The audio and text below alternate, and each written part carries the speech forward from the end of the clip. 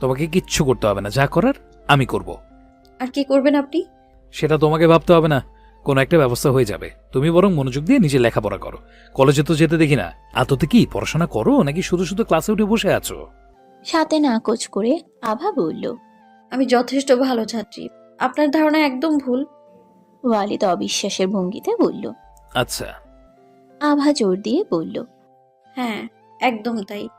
সামান্য হাসল ওয়ালিদ, আবাও হাসল মৃদু। কিছুটা নীরবতার পর ওয়ালিদ বলল। তা কি কি কিনতে হবে ম্যাডাম, যদি বলতেন? সামান্য কিছু টাকা আছে, আপাতত এটা দিয়ে কাজ চালাতে হবে। এইসব বিষয়ে আমার ধারণা খুবই কম। আভা মাথা নেড়ে বলল। একটা সংসারে টুকিটাকি অনেক জিনিসই লাগে, আপনি একা নিয়ে আসতে পারবেন? সংসারটা কি? এমন একটা প্রশ্নে মেজাজ খারাপ হলো আবার। গরম চোখে তাকালো ওয়ালিদের দিকে। আভাকে চুপ থাকতে দেখে ওয়ালিদ স্বাভাবিক স্বরে বলল। এত দূর পড়াশোনা করেও এইটুকুর উত্তর দিতে পারছো না? এই তুমি ভালো ছাত্রী? কেন পারবো না?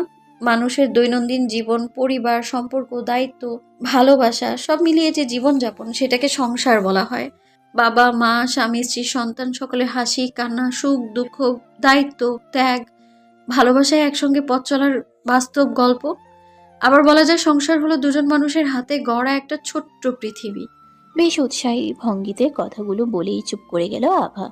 মনে হলো বেশি বলে ফেলেছে, এত সব বলার দরকার ছিল না। ওয়ালিদ ভাবুক ভঙ্গিতে বলল। সংসার এত কঠিন জিনিস, বাট ইন্টারেস্টিং। সংসার সম্পর্কে তোমার থেকে বিরাট জ্ঞান। আচ্ছা সোনামণি, যেহেতু তুমি আমি স্বামী স্ত্রী আর আমরা এখন একসাথে এই বাড়িতে আছি, তাহলে আমরাও সংসার করছি, তাই না? খানিকটা সংকুচিত হলো আভা। ওয়ালিদ বেশ আগ্রহ নিয়ে তার পানে চেয়ে আভা নিজেকে স্বাভাবিক রেখে বলল। সংসারের বাকি উপাদানগুলো আপনার চোখে পড়লো না? শুধু সংসার কেউ কখনো চায় না, সবাই চায় একটা সুন্দর সুখের সংসার। তা সুখের সংসারের জন্য কি লাগে? একে অপরের মধ্যে ভালোবাসা থাকা লাগে। আচ্ছা, তুমি আমাকে ভালোবাসো? আমার কথা ছাড়ুন, নিজের কথা বলুন। আমার কি? আপনি ভালোবাসেন আমায়? কথাটা বলে নিজের প্রতি নিজেরই রাগ হলো আবার। কিসব উল্টাপাল্টা কথা বলছে সে, কেনই বা বলছে? ওয়ালিদের মুখটা কেমন মলিন দেখালো। সে ভাবুক মুখের পানে চেয়ে কিছুটা হতাশ হলো আভা। ভেবেছিল ওয়ালিদ স্বীকার করবে সে ভালোবাসে। স্বীকার সে অবশ্য আগেও করেছে। আভা তখন তাকে আরো কিছু কথা বলে বিচলিত করবে, কিন্তু এই ছেলে তো ভাবতে বসেছে। আভা বলল। আপনি হঠাৎ চুপ হয়ে গেলেন যে? আমি জানি আপনার অনেকগুলো গার্লফ্রেন্ড আর অনেকগুলো এক্স আছে, ঠিক বুঝে উঠতে পারছেন না তাদের মধ্যে আমাকে কত পার্সেন্ট ভালোবাসেন, তাই তো? ওয়ালিদ ব্রকুচকে তাকিয়ে গম্ভীর মুখে বলল। বাজে কথা বন্ধ করো আর চুপচাপ রেডি হয় না, মার্কেটে যাব। কথাটা বলে আভাকে সরিয়ে উঠে পড়ল ওয়ালিদ। এক মুহূর্তও না দাঁড়িয়ে হনহন পায়ে ঘরের ভিতরে ঢুকে গেল। হতভম্ব হয়ে বেশ কিছুক্ষণ সেদিক পানে চেয়ে রইল আভা। শাওনের সাথে মোয়ের দূরত্বটা কমার বদলে দীর্ঘ হয়েছে আরো বেশি। আর তার সীমা ছাড়িয়েছে যেন কাল রাতে শাওনের ঘরে না আসায়। অনেকটা রাত হওয়ার পরেও শাওন যখন ফিরল না, মৌ তখন খুঁজতে বের হলো তাকে। মৌয়ের জানা ছিল শাওন বাড়িতেই আছে। বেশ কয়েকটা ঘর খুঁজে গিয়ে দেখলো ওয়ালিদ যে ঘরে ছিল সেই ঘরে ঘুমিয়ে আছে শাওন। মৌ অবশ্য আর ডাকেনি তাকে। ভীষণ বিধ্বস্ত দেখাচ্ছিল শাওনকে। তবে সকাল হলে কি ফিরে আসা যেত না? অবশ্যই যেত, কিন্তু শাওন আসেনি। কোথায় যেন পুনরায় বেরিয়ে গেল। ফিরল দুপুরের পর।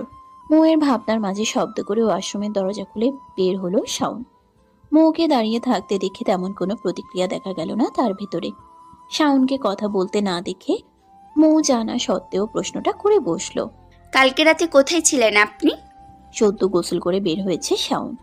তোয়ালে দ্বারা মাথা মুছতে থাকা হাতটা থমকে গেল হঠাৎ তার। ঘাড় ঘুরিয়ে তাকালো মৌয়ের পানে। শান্ত স্বরে বলল। ওয়ালিদের ঘরে ছিলাম। কেন বলো তো? কাট কাট গলায় বলল মৌ। আমার জিজ্ঞেস করাটা কি খুব ভুল, অস্বাভাবিক কিছু? একজন স্ত্রী সারা রাত ঘরে তার স্বামীর জন্য অপেক্ষা করে, কিন্তু তার স্বামী আসে না। সে জানতে চাইতে পারে না তার স্বামী তাকে ফেলে সারা রাত কোথায় ছিল। শাওন মাথা নাড়ালো, বলল। অবশ্যই আমি অন্য কারোর বাসায় ছিলাম না, এতটুকু ভরসা করতেই পারো। শাওনের খোঁচাপূর্ণ কথা বড্ড গায়ে লাগলো মৌয়ের। তার সাথে কি এখন ভালোভাবে কথাও বলা যাবে না? স্বাভাবিক একটার কথার পরিপ্রেক্ষিতে এমন উত্তর আগুনে ঘি ঢালার কাজ করলো। নিরেট গলায় মৌ বলল। যার বাসায় আপনি থাকতে আগ্রহী সেখানে বোধহয় কায়দা করতে পারেননি, তাই না? কথাটা কর্ণগোচর হতেই শাওনের স্বাভাবিক মুখশ্রীতে ভর করলো রক্তিম আভা। চোখ দুটো ভাষা বদলালো। চড়াও হলো গলার স্বর। বলল, মুখ সামলে কথা বলো মুখ। কথাটা তুমি কোন পর্যায়ে নিতে চাইছো বুঝতে পারছো? আর যার বলতে তুমি কাকে কাকে বোঝাতে চাচ্ছ? কেন? ভুল কিছু বলেছি? অন্তত নোংরা কিছু বলেছো? মৌ তার ছেলের হেসে বলল, বিয়ে একজনের ভালোবাসা অন্যজনের জন্য এগুলো নোংরা নয়? আপনার কি মনে হয় আপনার আশেপাশে বাকি সবাই অন্ধ? এখনও আপনি আভাকে সেই নজরেই দেখেন যেমনটা আমাকে বিয়ে করার আগে দেখতেন। ভুল কিছু বলেছি আমি? আচ্ছা, আপনি কি ভেবেছিলেন ওয়ালিদ যে আপনার ভাই না, এটা সবাইকে বলে আভাকে ওর থেকে কেড়ে নেবেন? এমনটা ভেবেছিলেন আপনি? ওয়ালিদ আপনার ভাই নয়, কিন্তু রক্তিম চোখে চাইল শাওন। কঠিন স্বরে বলল, ও আমার ভাই। ওয়ালিদ আমার নিজের ভাই, বুঝতে পেরেছো? ও আমার ভাই ছিল, ভাই আসছে, আর ভাই থাকবে। রইল বাকি আভা, যার জন্য তোমার মনে এত বিষ, সেই আভার জন্যই তুমি আমাকে পেয়েছো, বুঝেছো? শুধুমাত্র ওর কথা রেখেই আমি তোমাকে বিয়ে করেছি। তোমাকে নিজের বোন মনে করতাম। এতদিন এই বাড়িতে আছে শুধু ওর ভালো লাগা কি তোমার ওর প্রতি কাজ করে না? এইসব করে তুমি নিজে বড় হচ্ছ না মো, বরং আমার চোখে নিজেকে আরো ছোট করছো। ওয়ালিদের এই বাড়ি থেকে বের হওয়ার পিছনে একটা অবদান তোমারও ছিল। চোখ দুটো চিকচিক করে উঠল মৌয়ের। টলমল চোখে চেয়ে কম্পিত কণ্ঠে বলল, আচ্ছা, তার মানে বিয়েটাও আপনি আভার ইচ্ছেতেই করেছেন? তাহলে এক কাজ করুন, ডিভোর্স দিয়ে দিন আমাকে। সব দোষ আমার। আমি বরং আভার পায়ে ধরে ক্ষমা চেয়ে আসবো না হয়। সত্যি তুলনা হয় না ওর, অনেক মহান ও। আচ্ছা, ওই মহান মেয়েটাও আপনাকে ভালোবাসতো, বলুন না আপনাদের মধ্যে সম্পর্ক ছিল? ওর দয়া চাই না আমার। আমি বরং আভাকে গিয়ে বলবো ও যেন আপনার ভাইকে ছেড়ে আপনাকে বিয়ে করে। আমার জন্য আপনার জীবনটা নষ্ট হয়েছে, আমি ঠিক করব, সব সব ঠিক করে দেব। কথাটা বলে হাতের উল্টো পিঠে চোখ মুছল মৌ। প্রস্থানের জন্য এগোতেই হাত ধরে ফেলল শাওন। একটানে বুকে এনে ফেলল মৌকে, জড়িয়ে ধরল শক্ত করে। শাওনের সান্নিধ্য পেয়ে শব্দ করে কেঁদে ফেলল মৌ। ছটফট করে উঠল নিজেকে ছাড়ানোর জন্য। ছাড়ালো না শাওন, বরং আরো ঘনিষ্ঠ হলো। শান্ত স্বরে বলল, শান্ত হয়ে যাও, কোনো ডিভোর্স হবে না। আভা ওয়ালিদ। বেশ বেলা গড়ানোর পর টুকটাক কেনাকাটা করে ফিরল দুজন। হাঁড়ি পাতিল থেকে শুরু করে রান্নার জন্য খুঁটিনাটি সবকিছু কেনা হয়েছে।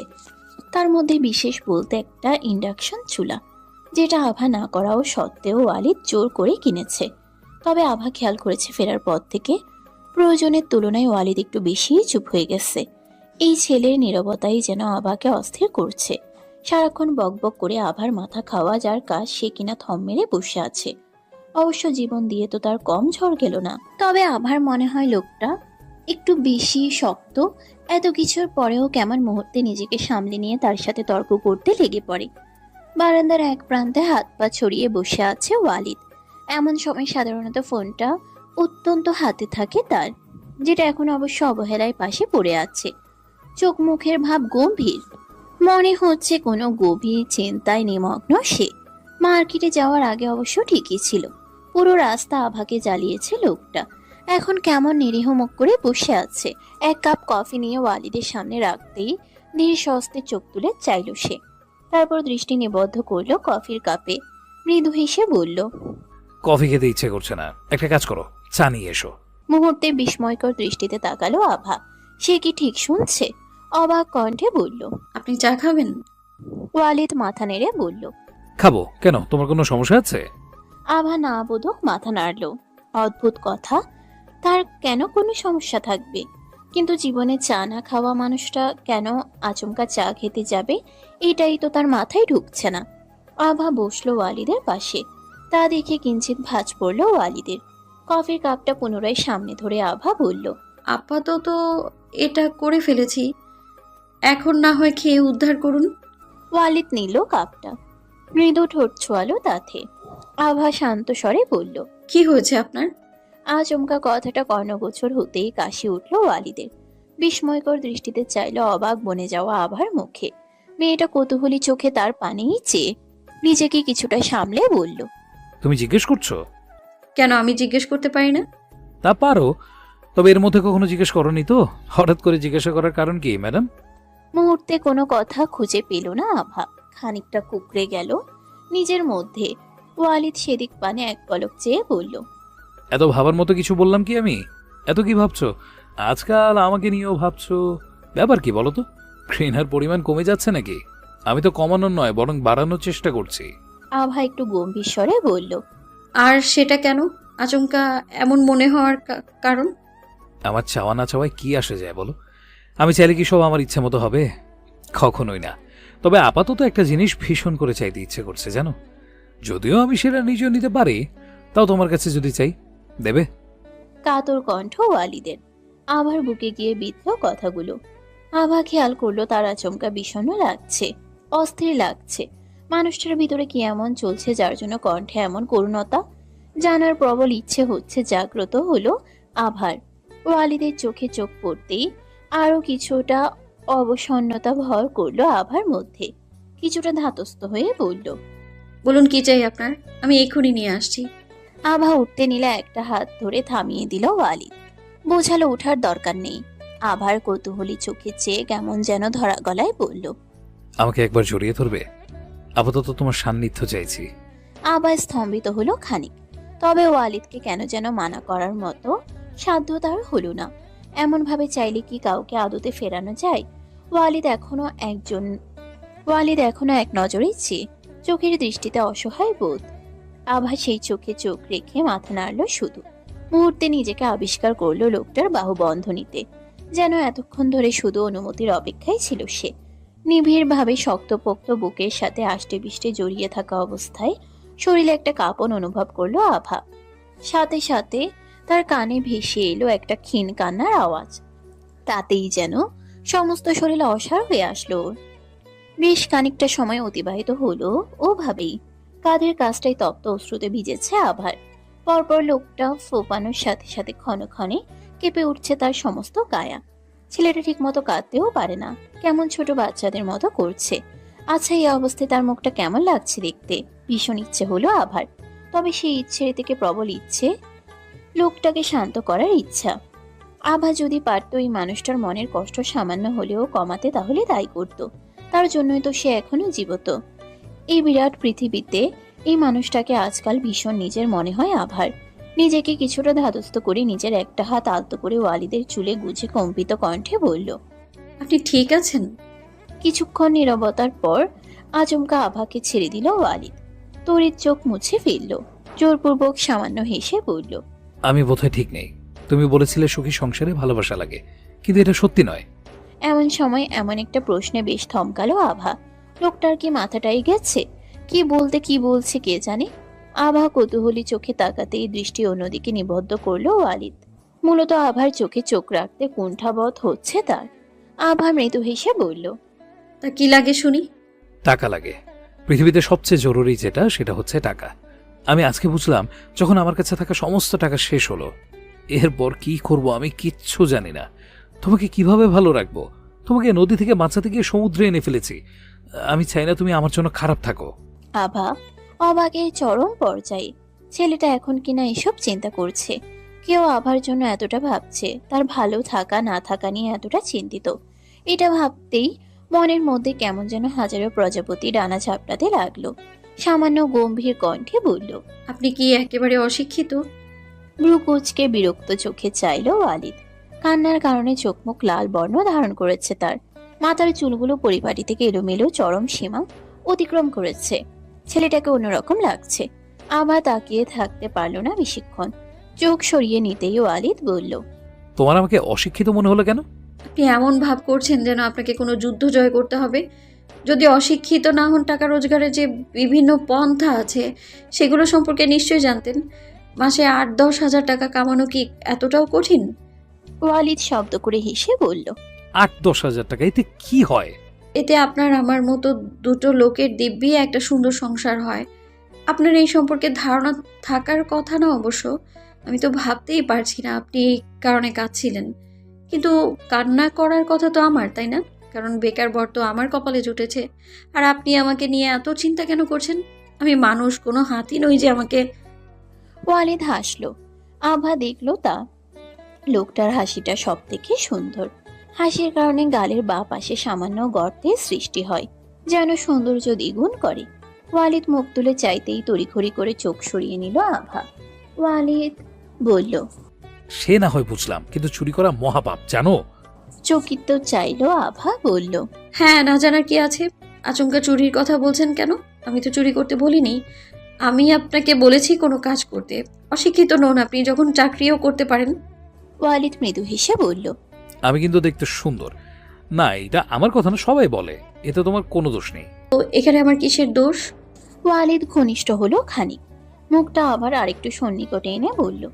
আমি তো সেটাই বললাম, এমনিতে মেয়েরা অকারণে আমাকে ঘুরে ঘুরে দেখে, আর তোমার কাছে তো লাইসেন্সও আছে। তাহলে চুরি করছো কেন সোনামণি? তুমি চাইলে এমনি আমাকে দেখতে পারো। ওয়ালিদের চোখে মুখে দুষ্টুমি। কে বলবে এই ছেলে একটু আগেও কান্নাকাটি করে অবস্থা খারাপ করছিল। আবার সামান্য ধাক্কা দিয়ে সরিয়ে বলল। আমি মোটেও আপনাকে দেখছিলাম না।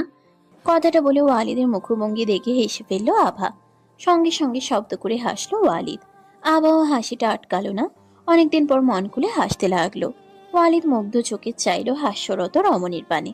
আভাকে এর আগে এইভাবে হাসতে দেখেছিল কিনা তার অজানা। সুদীর্ঘ পল্লব বিশিষ্ট চোখ, সরু সোজা নাক, প্রাকৃতিক গোলাপি ওষ্ঠ, মসৃণ ত্বক, মাঝারি লম্বা হালকা কোকড়ানো চুল, নিবিড় চোখে সহধর্মিনীর সবকিছু পর্যবেক্ষণ করার পর ওয়ালিদের মনে হলো তার ভাই অথবা অরণ্যের কারোর অবশ্য তেমন কোনো দোষ নেই। সব দোষ সেই মেয়েটার। এত নিখুঁত সুন্দর তাকে হতে হবে কেন? অবশ্য আগে কখনো ওয়ালিদের কাছে এতটা সুন্দর লাগেনি কেন? নাকি ওয়ালিদ সেভাবে দেখেইনি? ওয়ালিদের মোহাচ্ছন্ন নেত্রে দৃষ্টি আটকা দিয়ে হাসি থেমে গেল আভার। সংকুচিত হয়ে কুকড়ে গেল নিজের মধ্যে। মুহূর্তে সেখান থেকে তড়িৎ গতিতে উঠে চলে গেল ঘরের ভিতরে। ওয়ালিদের হুঁশ ফিরল এবার। সবটা বুঝে পরক্ষণে ভুবন কাঁপানো হাসিতে ফেটে পড়ল সে। সূর্যি মামা ওকে দিয়েছে সবে। পাখিদের বুঝি ঘুম ভেঙেছে তারও আগে। সুরেলা গলায় করে চলেছে কিচিরমিচির, জানান দিচ্ছে তাদের উপস্থিতি। অথবা একে অপরের সাথে ভাব বিনিময় করছে বুঝি তাদের নিজস্ব ভাষায়। আবার ঘুম ভাঙে বরাবরই ভোর ভোর।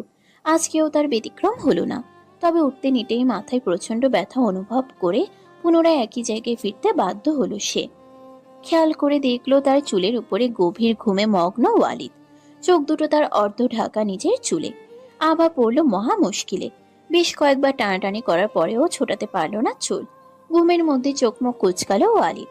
ভাবটা এমন যে ভীষণ বিরক্ত করছে কেউ তাকে। আভা তা দেখে দীর্ঘশ্বাস ফেলল। ঘুম থেকে জাগাতেও মন চাইছে না। মনে হলো ওয়ালিদের চোখের উপরে আসা চুলগুলো বোধহয় বিরক্তির কারণ তার। কম্পিত হাতটা বাড়িয়ে ওয়ালিদের কপালের চুলগুলো সরিয়ে দিল। হাতটা সরাতে নিতেই খপ করে ধরে ফেললো ওয়ালিদ। চমকালো আভা। বুকটা ধক করে উঠল ওর। মুহূর্তেই চট করে চোখ খুলো ওয়ালিদ। হাতে টান লাগতে আতকে উঠে ওয়ালিদের উপরেই ছিটকে পড়ল। ওঠার চেষ্টা করেও লাভ হলো না। এক হাত কোমরে জড়িয়েছে ওয়ালিদ। অন্য হাত দিয়ে আবার একটা হাত নিজের মাথায় রেখে ঘুম ছড়ানো কণ্ঠে বলল। এইবার ঠিক আছে।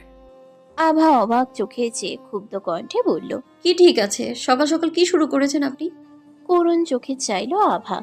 ওয়ালিদের দৃষ্টি নির্লিপ্ত, পিটপিট করে চাইছে ঘুম ঘুম চোখে। আভা বলল। দেখুন, আমি ইচ্ছে করে করিনি। দোষটা আপনার। আপনি ঘুমানোর নাটক করছিলেন। তুমি টানাটানি করছিলে দেখে ঘুম ছুটে গিয়েছিল। তো আপনি আমার চুলের উপরে শুয়েছিলেন কেন? ওয়ালিদ একটু চুপ থেকে বলল। এইটুকু তো এমন করতে হবে? এখন যে পুরো তুমিটা আমার উপরে শুয়ে আছো, আমি কিছু বলেছি? যাও, শোধবোধ। হ্যাঁ, তো ছাড়ুন। আমার তো ভালো লাগছে, আমি কেন ছাড়তে যাব? তোমার ভালো না লাগলে তুমি ছেড়ে যাও। ওয়ালিদের স্বাভাবিকভাবে বলা কথাতে ঠোঁটের কোণ মৃদু প্রসারিত হলো আভার। মুহূর্তে মুখটা ঘুরিয়ে হাসিটা লুকানোর চেষ্টা করলো। ওয়ালিদ তা দেখে ঠোঁট টিপে হাসলো। কৌতূহলী চোখে চেয়ে বলল। তোমারও বোধহয় খুব একটা খারাপ লাগছে না। ছি, অসভ্য। ছাড়ুন, নয়তো খুব খারাপ হবে কিন্তু। কঠিন চোখে তাকালো আভা। ছটফট করে উঠল। ওয়ালিদ বিশেষ পাত্তা দিল না, বলল। এত সকালে উঠে কি করবে? আমাকে কলেজে যেতে হবে, পরের মাস থেকে পরীক্ষা। ওয়ালিদ দীর্ঘশ্বাস ফেলে ছেড়ে দিল আভাকে। পুনরায় বালিশে মুখ ডুবিয়ে পাড়ি জমালো ঘুমের দেশে। আর কোনো বাক্য বিনিময় করলো না। আভা সেদিক পানে চেয়ে মৃদু হেসে উঠে পড়ল। বাইরে আসতেই একটা নির্মল প্রকৃতি বরাবরের মতো মুগ্ধ করলো আভাকে। বাড়ির সামনে জায়গা জুড়ে বিশাল আকৃতির বিভিন্ন প্রজাতির গাছ আছে। পুরো উঠোন জুড়ে তাই বিভিন্ন গাছের পাতা ছেয়ে আছে। প্রথমে উঠোনটা ভালো মতো ঝাঁটা দিয়ে পরিষ্কার করলো।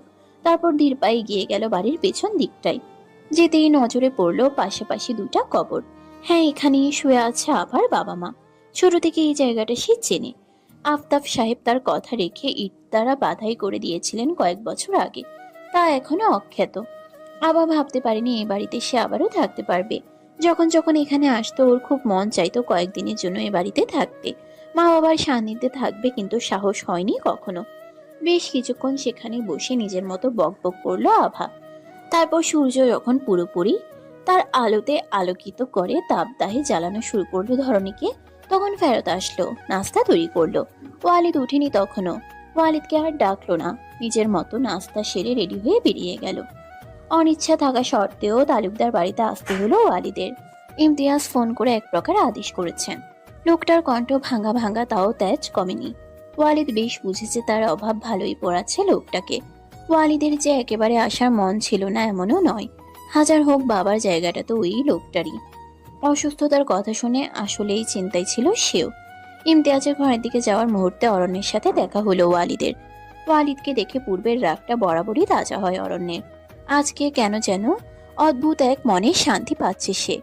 মুখে তার ছেলের হাসি টেনে ব্যঙ্গ করে বলল, আরে চৌধুরী বাড়ির ছোট ছেলে শাহরিরা ওয়ালিদ চৌধুরী যে, তা তালুকদার বাড়িতে আপনার পদধূলি দিলেন কি মনে করে? ইচ্ছে না হলেও নিজেকে সংযত করলো ওয়ালিদ। উদ্দেশ্য বাড়ির অন্য কারোর সাথে না তো অযথা বাঘ বিতণ্ডায় জড়াবে, না তো কোনো ঝামেলায়। আর এর সাথে তো কথা বলার প্রশ্নই আসে না।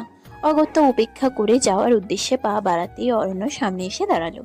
সামান্য হেসে বলল, কি ব্যাপার বলো তো? তোর আগের মতো তেজ দেখছি না, হুডান মারতে আসছিস না। দুদিন বউ দেখেছি বাঘ থেকে বিড়াল বানিয়ে দিয়েছে। অবশ্য বউটা কি মাল, দেখতে হবে না তোর? কথা শেষ করার আগেই মুখে পড়া শক্তপোক্ত ঘুষিতে দু কদম ছিটকে গেল অরণ্য। সহ্যের সীমা ছাড়িয়েছে ওয়ালিদের। চোখ দুটো মুহূর্তে জ্বলে উঠেছে অগ্নির ন্যায়। অরণ্য ভারসাম্য নিয়ে দাঁড়ানোর চেষ্টা করতেই গলায় চেপে ধরল ওয়ালিদ। বলল, হাতি কাদায় পড়লে ব্যাঙ নাকি লাথি মারে, কিন্তু কি বলতো, আকাশে যত তারা ঝুলুক সূর্যের আলো কিন্তু কমে না, কারণ আলো বংশগত নয়, নিজের দীপ্তির। তেমনি জঙ্গল বদলায়, পশু বদলায়, কিন্তু সিংহের মর্যাদা সেটা বদলায় না। সে রাজা আর রাজাই থাকে। তোর মতো গাধা অবশ্য কি বুঝবে? তোর জন্য ভালো হবে তুই আমার থেকে দূরে থাক। অরণ্য ধাক্কা দিয়ে সরিয়ে দিল ওয়ালিদকে। প্রচন্ড কাঁপছে সে। বলল, নয়তো কি করবি তুই? ভয় তোর পাওয়া উচিত। তুই আজ অব্দি আমার সাথে যা যা করেছিস, তোর জন্য আমার যা যা ক্ষতি হয়েছে, আমি যা কিছু হারিয়েছি, সবকিছু বদলা নেব। আমি খুব খারাপ ভাবে নেব। আজকে এই ব্যবহারের জন্য ভীষণ পস্তাবি। ওয়ালিদ সামান্য হেসে বলল, ভীষণ ভয় পেয়েছি আমি, হাত পা কাঁপছে আমার। হ্যাঁ, এত বিরাট হুমকি মনে নিয়ে আমি রাতে ঘুমাবো কি করে? অবশ্য আমার রাতে ঘুম ছাড়া অনেক কাজ আছে, বিবাহিত কিনা। তোর জন্য কষ্ট হচ্ছে, তোর নিশ্চয়ই অন্যের বউয়ের চিন্তা রাতে ঘুমাতে কষ্ট হয়, আবার প্রতিশোধেরও চিন্তা। তুই তো চিন্তায় চিন্তায় শেষ হয়ে যাবি রে ভাই তোর। বাকি কথা বলার আগে অরণ্য বেশ শক্তপোক্ত একটা ঘুষি বসিয়ে দিল ওয়ালিদের মুখে। মুহূর্তে আটকে উঠল অ্যালিসা। ছুটে এসে ওয়ালিদের সামনে দাঁড়িয়ে ক্ষুব্ধ গলায় বলল, কি করছেন আপনি? আপনার সাহস হলো কি করে আমার ভাইয়ের গায়ে হাত তোলার? অ্যালিসাকে দেখে কিছুটা চুপসে গেল অরণ্য। বলল, তোমার ভাই আমার গায়ে আগে হাত তুলেছে, এখন সব দোষ আমার হয়ে গেল?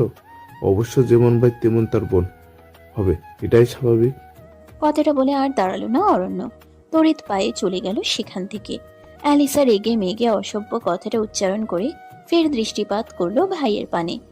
ওয়ালিদের ঠোঁটের কাজটাই কেটেছে অল্প। অ্যালিসা করুণ চোখে চেয়ে বলল, ইস, ঠোঁটটা কতটা কেটেছে, জ্বলছে তোমার ভাইয়া? ওয়ালিদ হাসলো সামান্য।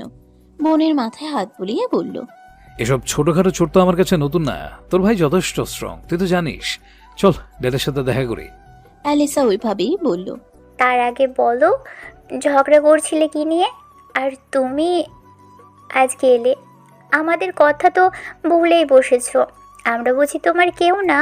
আমি তোমাকে কতবার ফোন করেছি, তুমি একবারও কল ব্যাক করে খোঁজ নিলে না আমি কেমন আছি। এই জন্য সবাই বলে ভাইয়ারা বিয়ের পর বউ পেয়ে বোনদের ভুলে যায়। তুমি তেমন করবে আমি ভাবতেই পারিনি। ওয়ালিদ অ্যালিসার মাথায় চাটি মেরে বলল, খুব বুঝতে শিখেছিস তুই। তা তুই কেমন আছিস সেটা তো দেখেই বোঝা যাচ্ছে।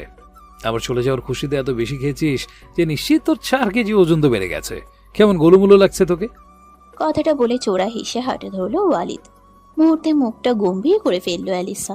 পরক্ষণেই বলে উঠল, ভাইয়া, আমি কি সত্যি মোটা হয়ে গেছি? আমার গাল কি ফুলে গেছে? মুখটা বিরস করে ভাইয়ের পেছনে এসে হাঁটা ধরলো। বিছানায় আছোয়া হয়ে শুয়েছিলেন ইমতিয়াজ। ওয়ালিদ ঢুকতেই উঠে বসলেন। তার পাশেই সালেহা আর শাওন বসা ছিল। তারাও মূলত অপেক্ষা করছিল ওয়ালিদের। মুহূর্তে চোখ দুটো চকচক করে উঠল সালেহার। খুশিতে আত্মহারা হয়ে পড়লেন, তবে উপরে উপরে প্রকাশ করলেন না। গম্ভীর হওয়ার ভান করে বসে রইলেন। ওয়ালিদের কেমন যেন সংকোচ কাজ করলো ভিতরে ভিতরে। ধীর পায়ে এগিয়ে গিয়ে ইমতিয়াজের পাশে দাঁড়িয়ে মৃদু স্বরে ড্যাড বলতেই খ্যাক খ্যাক করে উঠলেন ইমতিয়াজ। বললেন, মরে গেছে তোর ড্যাড, হতভাগা। তোর সাহস হলো কি করে তুই বাড়ি থেকে বেরিয়ে যাস? আবার তোর মাকেও ফিরিয়ে দিয়েছিস। বাড়ি ফিরতে অস্বীকার করেছিস। তোকে নিজের ছেলে করার এই প্রতিদান দিচ্ছিস তুই। তোর কত বড় কলিজা হয়েছে, ভীষণ বড় হয়েছে তুমি। তোর ভাগ্য হলো যে আমি হাঁটতে পারছি না, নয়তো তোর ঠ্যাং ভেঙে রেখে দিতাম আমি। নালায়ক কোথাকার। ওয়ালিদ শব্দ করে হাসলো তার নিজস্ব কায়দায়। বলল, আপাতত মুখ দিয়ে বলে শান্তি মিটিয়ে নাও, কিন্তু তুমি এত তাড়াতাড়ি মরবে এটা কিন্তু আমি মেনে নিতে পারছি না। ইমতিয়াজ বসতে ইশারা করলেন। ওয়ালিদ বসতেই কান টেনে ধরলেন। বললেন, আমি মরলেই তুই খুশি হোস, তাই না? লাগছে তো ড্যাড, তোমার গায়ে এখনো এত শক্তি কিভাবে আছে? মম, দেখো না তুমি কিছু বলছো না কেন? সালেহা আর শাওন হাসছে। শাওন বলল, আব্বু ছেড়ে দাও না ভাইয়াকে, ও তো ছোট তাই না, পরের বার আর করবে না। আমি তো ওর বড়, আমি ওকে বুঝিয়ে দেব। ভীষণ পরিচিত কথাটা আচমকা বলে ফেলে স্তব্ধ হয়ে গেল শাওন। এই একই কথা সে বহুবার বলেছে। মাথাটা নিচু করে ফেলল সহসাই। খানিকটা থমকালো ওয়ালিদও। শাওন যে এমন কিছু বলবে আশা করেনি সে। ইমতিয়াজ বললেন, নাও, এসে গেছে ভাইয়ের দলাল। এই একই কথা তুই কতবার বলছিস? চাল আছে তোর? ছোট থেকে এই যাবতবার ভুলভাল কাজ করেছে, তুই ততবার এসব বলে বাঁচিয়েছিস এই নলায়কটাকে। আজকে দেখ কত বড় হতচ্ছাড়ায় পরিণত হয়েছে। আর তুই? শাওন হেসে বলল। আমরা তো তোমারই, তাই না? ইমতিয়াজ বুকে টেনে নিলেন দুই ছেলেকে। চোখের কোণ বেয়ে কয়েক ফোঁটা তপ্ত অশ্রুকণা গড়িয়ে পড়ল তার। প্রসন্ন গলায় বললেন, ঠিক বলেছিস। তোরা দুজনই আমার। আমি তোদের কোনো একজনকেও ছাড়া ভীষণ অসম্পূর্ণ, তা কি তোরা বুঝিস না? অনেক হয়েছে এসব, আর ভালো লাগছে না। আমার শরীরটা ভালো না, কখন কি হয়ে যায় বুঝতে পারছিস না? আমি চাই না তোদের আলাদা রেখে দিতে। কোনো আলাদা থাকবি তোরা। যদি নিজের বাবার কথায় রাখার জন্য এত কিছু করতে পারিস, তাহলে সামান্য বিষয়টা মেনে নিতে একসাথে থাকতে পারবি না কেন? শাওন মাথা নেড়ে বলল, সেটাই তো, আমি আমার কাজের জন্য অনুতপ্ত ভাই। পারলে ক্ষমা কর তোর ভাইকে। বিশ্বাস কর ভাই, তোকে অনেক ভালোবাসে। আমি কখনোই তোকে অন্য কেউ ভাবিনি। জানি না আমার কি হয়ে গিয়েছিল। বাবার সামনে আবারও ক্ষমা চাইছি, ক্ষমা করে দে ভাইকে। ছেড়ে দে ওই মেয়েটাকে, ফিরে আয় আমাদের সবার সাথে। আমরা আবারও আগের মতো থাকবো। ইমতিয়াজও সাই দিয়ে বললেন, একদম ঠিক বলেছে শ্রাবণ। দরকার হলে আমরা এই বাড়ি ছেড়ে আমাদের নিজেদের বাড়িতে চলে যাব। সালেহা, তুমি ব্যাগ গুছিয়ে নাও, আমরা আজই এই বাড়ি ছেড়ে চলে যাব। সালেহা সামান্য হেসে বললেন, হ্যাঁ তাই হবে। তোর আর ওই মেয়েটার সাথে জড়ানোর দরকার নেই। একটা মেয়ের জন্য আমার সংসারে আজ এই অবস্থা। আমার ছেলেতে দ্বন্দ্ব। আমার ছেলেটা ঘর ছাড়া। জানি না আমার সংসারে থাকলে আবার কি করে বসবে। তোর ভাইয়ের প্রতি আর রাগ নেই তো সোনা? ওয়ালিদ মৃদু হেসে বলল, না মম, আমার তোমাদের বা ভাইয়ের প্রতি কোনো রাগ নেই, না তো কখনো ছিল। তবে আই এম সরি, আমি তোমাদের কথা রাখতে পারবো না। সালেহা অবাক কণ্ঠে বললেন, কি বলতে চাইছিস তুই? আমি আভাকে ছাড়তে পারবো না, আমাকে যেতে হবে। আসছি আমি, পরে এসে ড্যাডের সাথে আবার দেখা করে যাব। ইমতিয়াজ থমকে উঠলেন। পাগল হয়েছিস তুই? ওই একটা মেয়ের জন্য তোদের ভাইয়ের শত্রুতা পয়দা হয়েছে, আর তুই কিনা তাকে নিয়ে সংসার করার জন্য মারিয়া হয়েছিস? তুই কি চাস সারা জীবন শাওন ওই মেয়েটাকে চোখের সামনে ঘুরঘুর করতে দেখুক? তাছাড়া কিছুদিনের মধ্যে আমরা এখান থেকে চলে যাব। এর সমস্ত ব্যবস্থা আগে থেকে করাই হয়েছে। ওয়ালিদ মৃদু স্বরে বলল, তাহলে হয়তো বা আমারও যাওয়া হবে না। মাথা খারাপ হয়েছে তোর? যাবি না মানে কি? তুই আমেরিকার সিটিজেনশিপ ছেড়ে এইখানে থাকবি, তাও একটা মেয়ের জন্য? আমাদের সবার কোনো মূল্য নেই তোর কাছে? ওয়ালিদ অটল স্বরে বলল, আমার আপাতত কথা বাড়াতে ভালো লাগছে না। আমার যা বলার আমি বলে দিয়েছি, বাকিটা তোমাদের ইচ্ছে। আসছি আমি, নিজের খেয়াল রেখো ড্যাড।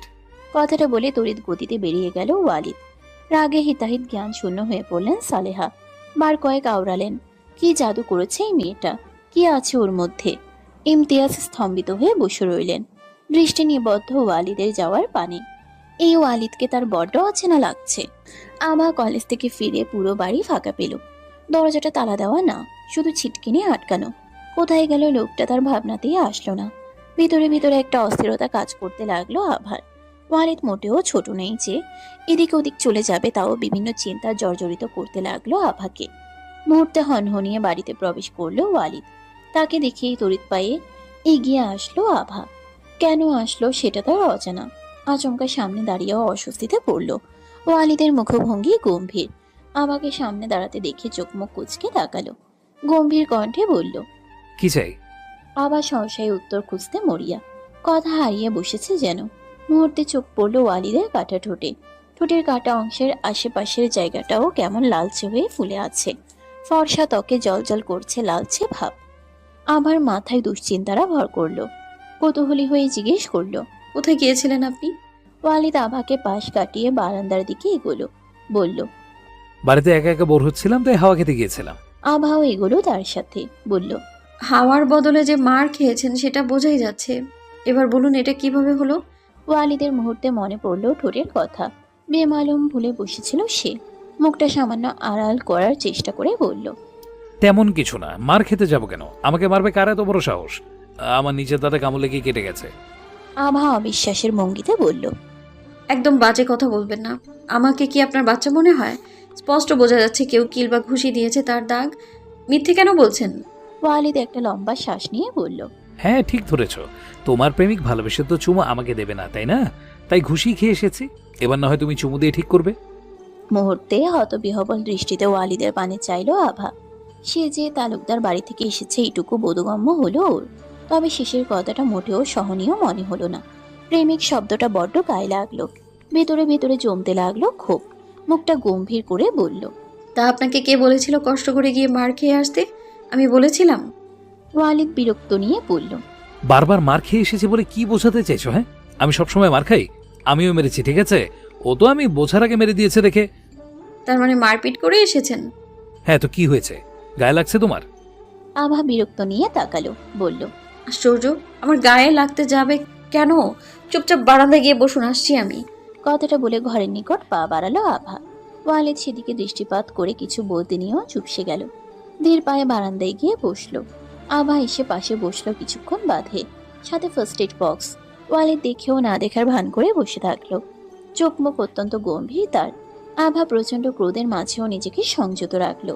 নিজেই আরেকটু এগিয়ে গেল ওয়ালিদের নিকট। হাত দিয়ে এক পর্যায়ে জোর করে মুখটা নিজের দিকে ঘুরিয়ে ঔষধ লাগাতে শুরু করলো। ওয়ালিদ হতভম্ব নেত্রে পুরোটা সময় চেয়ে থাকলো। আবার সেসবে বিশেষ পাত্তা দিল না। গম্ভীর কণ্ঠে বলল, এত দেরি করে যেহেতু আসলেন, খেয়ে এসেছেন নিশ্চয়ই। তোমার কি মনে হয় আমি ওখানে খাওয়ার জন্য গিয়েছিলাম? ড্যাড কল করে অর্ডার করেছিল, তাই গিয়েছিলাম। আমি না শান্ত ছিলাম, ঠিক আছে? মাঝখান থেকে ওই গাথাটা পায়ে পা দিয়ে ঝগড়া করতে চলে এলো দেখে। নয়তো আমি মোটেও চেয়ে কারোর সাথে ঝগড়া করতে যাই না। আভা মৃদু মাথা নেড়ে বলল, তাহলে চলুন, খাবেন। কিন্তু আমার হাতে তো ব্যথা, তাই না? আভা ওয়ালিদের মিথ্যে বলাটা বেশ বুঝতে পারল, তবুও না বোঝার ভান করে বলল, তাহলে চামচ দিচ্ছি। আপনি তো এমনিতেও চামচ দিয়ে খেতে অভ্যস্ত, তাই না? নিজের হাতে দিতে কি সমস্যা? আপনার কি মনে হয় প্রতিদিন আমি আপনাকে নিজের হাতে তুলে খাওয়াবো? ওয়ালিদ মাথা নাড়ল, বলল, অবশ্যই। তোমাকে বিয়ে করার কিছু তো বেনিফিট পাওয়া উচিত। আর হ্যাঁ, আমি অন্তকে বলেছি আমার জন্য যাতে একটা চাকরির ব্যবস্থা করে। আশা করি আর কোনো প্রবলেম হবে না। আভা কৌতূহলী কণ্ঠে বলল, অন্তু কে? আপনার ওই ফুফাতো ভাই? ওয়ালিদ মাথা নেড়ে বলল, কিন্তু তুমি কিভাবে বুঝলে? সেদিন চুপচাপ আপনার কুকর্মে সাথ যে দিচ্ছিল। কথাটা বলে চলে গেল আভা। ওয়ালিদ শব্দ করে হাসতে লাগলো।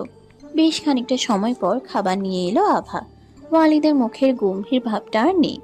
আভা নিজের হাতে খাওয়াতে লাগলো বিনা বাক্যে। ওয়ালিদ খাওয়ার মাঝে পলক্ষীনভাবে আভাকে দেখছে। বার কয়েক চোখে চোখ পড়তেই অস্বস্তি বোধ হলো আভার। এইভাবে দেখার কি আছে সেটাই বুঝতে বেগ পেতে হচ্ছে তার। এদিকে সবটা বুঝেও যেন বুঝতে পারছে না ওয়ালিদ। সে তার কাজে নিমগ্ন। আভা অধৈর্য হয়ে হাতের প্লেটটা শব্দ করে নিচে রেখে দিতেই খানিকটা চমকে উঠল ওয়ালিদ। আভা রুগ্ন কণ্ঠে বলল। এভাবে কি দেখছেন? ওয়ালিদ বেশ কিছুক্ষণ ওইভাবে পরখ করে বলল। আজকাল ঝগড়া কম করে আমার কথা বেশি শুনছো, কি ব্যাপার বলো তো? আবার সেবা যত্ন করছো, আমার জন্য টেনশন করছো, একবার বলাতে নিজের হাতে খাওয়ায় দিচ্ছ, বিষয়টা ইন্টারেস্টিং। ওয়ালিদ মিটিমিটি হাসছে, আবার অস্থিরতা বাড়িয়ে এইভাবে মজা নিচ্ছে। আভা স্বাভাবিক ভঙ্গিতে বলল। আপনার মুন্ডু, একদম কথা ঘোরানোর চেষ্টা করবেন না। একই প্রশ্ন আমি আপনাকে করতে পারি। আপনি বা কেন নিজের বাড়ি থাকতে, একটা ভালো পরিবার থাকতে আমার সাথে এখানে পড়ে আছেন? আবার চাকরিও করবেন, এত কষ্টপূর্ণ জীবন বেছে নিচ্ছেন কেন? বিষয়টা আসলে ইন্টারেস্টিং। ওয়ালিদ এবার শব্দ করে হাসলো, বলল। সোনামণি দেখি চালাক হয়ে যাচ্ছে। তা এত কিছু বোঝো আর এই কেন কেন এরকম বোঝো না? এতটাও বোকা কিন্তু তোমাকে মনে হয় না। আসলে আমার মূল উদ্দেশ্য হচ্ছে শ্বশুরের মূল্যবান একটা সম্পত্তি আত্মসাৎ করা। আভা হাসলো, বলল। তাহলে আপনি বিরাট বড় ভুল করছেন, কারণ আপনার শ্বশুরের এই বাড়িটা ছাড়া আর বিশেষ কোনো সম্পত্তিই নেই। তুমি আছো তো। অবশ্য তোমাকে আমি অনেক আগে নিচে নামে লিখে ফেলেছি, এখন শুধু তোমার মনে আমার নামটা রেজিস্ট্রি করা বাকি। তবে মনে হচ্ছে অলরেডি তুমি সাইনও করে দিয়েছো, তাই না? মুহূর্তে মুখের হাসিটা মিলিয়ে গেল আভার। কথাগুলো সব হারিয়ে বসেছে, কি বলবে বুঝে উঠতে পারল না। আভাকে চুপ করে যেতে দেখে বেশ মজা পেল ওয়ালিদ, বলল। কি হলো, কথা বন্ধ হয়ে গেছে কেন? কোথায় যেন শুনেছিলাম নীরবতা সম্মতির লক্ষণ। তাহলে কি আমি হ্যাঁ ধরে নেব? নাজেহাল অবস্থা আভার। বার কয়েক চোখের পলক ফেলে নিজেকে সামলানোর চেষ্টা চালালো। ওয়ালিদ তার তীক্ষ্ণ দৃষ্টিতে পরখ করছে আভাকে। মনে মনে বেশ আনন্দ হচ্ছে তার, পেট ফেটে হাসি হাসছে। তাও অনেক কষ্টে নিজেকে সংযত করলো। হঠাৎ মাথায় আরো একটা দুষ্টু বুদ্ধি উদয় হতেই আচমকা আভার মুখের দিকে ঝুঁকলো খানিক। চমকে উঠে অবাক নেত্রে চাইলো আভা। ওয়ালিদের চোখে চোখ পড়তেই বুকের ভিতর তীব্র কাঁপন অনুভব করলো। ওয়ালিদের দৃষ্টি সম্মোহনী, নিবদ্ধ আভার তিত্তির করে কাঁপতে থাকা ওষ্ঠযুগলে। দূরত্ব ইতোমধ্যে অনেকটা ঘুচিয়ে ফেলেছে ছেলেটা। কিঞ্চিত নিকটে এলেই ওষ্ঠের মিলন নিশ্চিত। আবার চট করে একটা হাত রাখলো ওয়ালিদের মুখে, অতঃপর তড়িৎ গতিতে ভ্যানিশ হলো সেখান থেকে। মুহূর্তে তার ঠোঁটের কোণ প্রসারিত হলো। ইমতিয়াজের শরীরটা ফের খারাপ হয়েছে। এই মুহূর্তে ওনাকে বাড়িতে রাখা রিস্কি। উন্নত চিকিৎসার দরকার তার, আর এই ক্ষেত্রে একমাত্র ভালো সিদ্ধান্ত হচ্ছে আমেরিকা ফেরত যাওয়া। তবে সালেহা ওয়ালিদ ছাড়া ফিরবেন না, আর না তো ইমতিয়াজ নিজে ফিরতে চান। এই নিয়ে বাক বিতণ্ডা চলছে। মুখ ভার করে স্বামীর পাশেই বসে আছেন সালেহা। মনে মনে কি ভাবছেন সেটা ইমতিয়াজ খুব ভালোই জানেন। মুখ দিয়ে বিরক্তিসূচক শব্দ করে বললেন। আচ্ছা, তোমার মাথা কি একেবারে খারাপ হয়ে গেছে? তোমাকে আর ওয়ালিদকে ছেড়ে আমি বাকিদের নিয়ে ফেরত যাব? ওকে কি তুমি একাই ভালোবাসো? আর ওই হয়েছে এক গাধা, তোমার ছেলে চাকরি খুঁজে বেড়াচ্ছে, সেটা কি তুমি জানো? বিস্ফোরিত নয়নে তাকালো সালেহা। নিজের কানকে যেন বিশ্বাস করতে পারছেন না। তার অমন আরাম প্রিয় ছেলেটা কিনা চাকরি খুঁজছে। এত বছর আমেরিকা থাকা সত্ত্বেও যার মধ্যে সেখানকার রীতির প্রভাব পড়েনি, সে কিনা এদেশে চাকরি করবে। অবিশ্বাসের স্বরে বললেন। তুমি কি বললে? ওয়ালিদ চাকরি খুঁজছে? সামান্য হেসে ইমতিয়াজ বললেন। এটাই তো অন্ত আছে না, ওকে নাকি বলেছে চাকরি খুঁজে দিতে? একবার বলো, ভাবতে পারছো ওই নলায়কটা এসব করছে? আচ্ছা সালেহা, তুমি কি এখনো পুরো বিষয়টা বুঝতে পারছো না? সালেহা হতভম্ব নেত্রে চেয়ে বললেন। কোন বিষয়? তোমার ছেলে ভালোবাসে ওই মেয়েটাকে, প্রচণ্ড রকমের ভালোবাসি ফেলেছে, ঠিক যেমনটা কয়েক বছর আগে আমি তোমাকে বেসেছিলাম। নয়তো শুধু বউ বলে এত পাগলামি করতো না। ও আমাদের ছেলে নয়, এই জন্য ঘর ছাড়েনি, ছেড়েছে ওই মেয়েটার জন্য। আমিও প্রথমে তোমার মতো ভেবেছিলাম ওয়ালিদ বোধহয় ওই মেয়েটাকে এমনি নিজের দায়িত্ব আর মেয়েটার প্রতি করুণা থেকে এসব করতে। তাই আমি চাইছিলাম না ওই মেয়েটা আমাদের সংসারে আসুক, আর ওর জন্য আমার ছেলেদের মধ্যে দ্বন্দ্বের সৃষ্টি হোক। কিন্তু আমি বলছিলাম একটা কথা, তুমি মাথায় ঢুকিয়ে নাও, যদি ছেলেকে চাও তাহলে ওই মেয়েটাকেও তোমায় মেনে নিতে হবে। সালেহা প্রতিবাদ করে বললেন। মাথা খারাপ হয়েছে? ওই মেয়েটাকে মেনে নিতে বলছো? আচ্ছা, এখন কি তোমার ছেলেদের মধ্যে বিরোধ লাগবে না? ওই মেয়েটার জন্য শাওন আর মৌয়ের সম্পর্কটা স্বাভাবিক হচ্ছে না, আর মৌও পছন্দ করে না ওকে। ওকে যদি বাড়িতে নিয়ে আসি তাহলে প্রতিদিন নতুন নতুন ঝামেলার সৃষ্টি হবে। আমার সংসারটা রসাতলে চলে যাবে। এটা কখনোই সম্ভব না। ইমতিয়াজ মাথা নেড়ে বললেন। সে তুমি যা ভালো বুঝো, আমি যা বললাম সেটাই তোমাকে বলছি, বাকিটা তুমি ঠান্ডা মাথায় ভেবে দেখো। আমি ততক্ষণে তোমার ছেলের জন্য না হয় একটা চাকরির ব্যবস্থা করে দিলাম। এমনিতেই আমার ইচ্ছে তো করছিল ও নিজে থেকে আর কি করতে পারে তা দেখতে। তবে বাবা তো, ছেলেটা এমনিতেই কষ্টে আছে। সালেহা গম্ভীর কণ্ঠে বললেন। চাকরিটা ভালো তো? বেতন কত? ইমতিয়াজ নিস্তেজ গলায় বললেন। অন্তত দুঃখের সাথে জানাচ্ছি, বেতন খুবই নগ্ন হবে। বাংলাদেশের চাকরির বাজারে বড়ই সংকট। তাছাড়া তোমার ছেলের উচিত একটু হলেও বাস্তবতা চেনা। তোমার এই আহদিপনার জন্য যেসব এতকাল হয়নি তা এবার হবে। আমিও দেখি নলাইটটা কতদিন টিকতে পারে। গভীর তন্দ্রায় নিমজ্জিত অবস্থায় আচমকা মুখে পানির ফোঁটা পড়তেই বিরক্তিতে কপাল কুঁচকাল ওয়ালিদ। একই কাজটা পুনরায় ঘটতেই ঘুম ঘুম ভারী চোখের পেলক মেলে তাকালো সে। মুহূর্তে চোখের সামনে যে দৃশ্যটা প্রদর্শিত হলো তাতে পুনরায় চোখ বন্ধ করার কথা ভুলে বসলো যেন। বিছানার পাশে রাখা ড্রেসিং টেবিলের সামনে দাঁড়িয়ে আছে আভা। সদ্য গোসল সেরে আসা ভেজা চুলগুলো থেকে ঝরছে পানি। সেগুলো শুকানোর চেষ্টায় নানান পন্থা অবলম্বন করছে বোধহয়। ওয়ালিদের বুঝতে আর বাকি রইল না তার মুখে পড়া পানির কণাগুলো কোথা থেকে আসলো। মুগ্ধ চোখে চেয়ে রইল অপরূপা রমণীর পানে। সময় নিয়ে ভেজা চুলগুলো কিছুটা নিয়ন্ত্রণে এনে ক্লিপ দ্বারা খোপা করে ফেলল আভা। কলেজে যাওয়ার তাড়া আছে তার। কানে একজোড়া ছোট টপ দুল পড়ল। চোখে হালকা করে কালো কাজল, সাথে ঠোঁটে হালকা লিপচেন। অন্যটা ঠিক মতো জড়িয়ে নিজেকে একবার ভালো মতো দেখে নিল আয়নায়। অতঃপর একটু সময় নিয়ে কিছু একটা ভেবে কপালের ঠিক মধ্যখানে একটা ছোট কালো টিপ লাগালো। এই পর্যায়ে শোয়া থেকে উঠে পড়ল ওয়ালিদ। আচমকা ওয়ালিদকে উঠে বসতে দেখে খানিকটা চমকালো আভা। শান্তভাবে বলল। আমি কলেজ যাচ্ছি। আপনি ঘুমোচ্ছিলেন দেখে আর ডাকিনি। নাস্তা রেডি করা আছে। ওয়ালিদ গম্ভীর কণ্ঠে বলল। তোমার কলেজে কারো বিয়ে আছে? আভা অবাক কণ্ঠে বলল। কি? বিছানা থেকে নেমে আসলো ওয়ালিদ। আবার মুখোমুখি দাঁড়িয়ে নিবিড় দৃষ্টি কিছুক্ষণ নিবদ্ধ রাখলো আভাতে। অতঃপর বলল। বলছি কলেজে যাচ্ছ নাকি কলেজের নাম করে কোনো বিয়ে বাড়িতে? এত সাজগোজের কারণ কি? এই, তোমার বোরকা নেই? ওই যে একেবারে পুরোটা কালো দেখা যায়, ওইগুলো পড়তে পারো না? আভা নিচু স্বরে বলল। না, নেই। আমাদের কলেজ আর স্কুল একসাথে, তো প্রথমে স্কুল ড্রেস পরতাম, সেই জন্য প্রথম থেকেই বোরকা পরি না। এটা কোন ধরনের লজিক হলো? সে যাই হোক, তাই বলে এত সাজতে হবে কেন? স্কুল ড্রেসের মতো কোনো নিয়ম ছিল নাকি যে সেজে যাওয়া লাগবে? আভা গরম চোখে চেয়ে বলল। তখন থেকে সাজের কথা বলে চলেছেন, সাজটা কোথায় দেখলেন আপনি? আশ্চর্য। ওয়ালিদ মুহূর্তে চট করে আবার কপালের টিপটা তুলে নিল। হতভম্ব নেত্রে চাইল আভা। সেটা আয়নার গায়ে বিধিয়ে ওয়ালিদ বলল। কপালে এসব কি লাগিয়েছো? কি বিশ্রী দেখাচ্ছে, আমি তো তাকাতেই পারছি না। এবার ঠোঁটটা মুছে চলে যাও আমার সামনে থেকে, তোমাকে দেখা মুশকিল হয়ে যাচ্ছে। মুহূর্তে বোকা বনে গেল আভা। বলল। সকাল সকাল মাথা খারাপ হয়ে গেছে আপনার? সরুন তো সামনে থেকে। আমাকে বিরক্ত না করলে পেটের ভাত হজম হয় না আপনার, তাই না? আভা যেতে নিতেই ওয়ালিদ বলল। আগে আমাকে নিজের হাতে খাওয়াবে, তারপর যাবে। নিজের হাতে খেতে কষ্ট হয় আমার। আভা নিরীহ চোখে চেয়ে বলল। আমার দেরি হয়ে যাবে। ওয়ালিদ ভাবশালীন ভঙ্গিতে বাইরে এগোতে এগোতে বলল। গেলে যাবে, প্রয়োজন পড়লে আজকে আর যাওয়াই লাগবে না। আমি এখনই ফ্রেশ হয়ে আসছি, প্রচন্ড খিদে পেয়েছে আমার। একটা মানুষের খাওয়া আগে নাকি তোমার পড়াশোনা? হ্যাঁ, ছি, দিন দিন কত নিষ্ঠুর হয়ে যাচ্ছে সিন্ড্রেলা। কলেজ শেষ করে বাড়ি ফিরতে আভা দেখলো বাড়িতে তালা দেওয়া। মুহূর্তে মাথায় কিছু আসলো না। বাড়িতে তালা দিয়ে কোথায় গেল লোকটা? সকালেও তো কোথাও বেরোনোর কথা বললো না।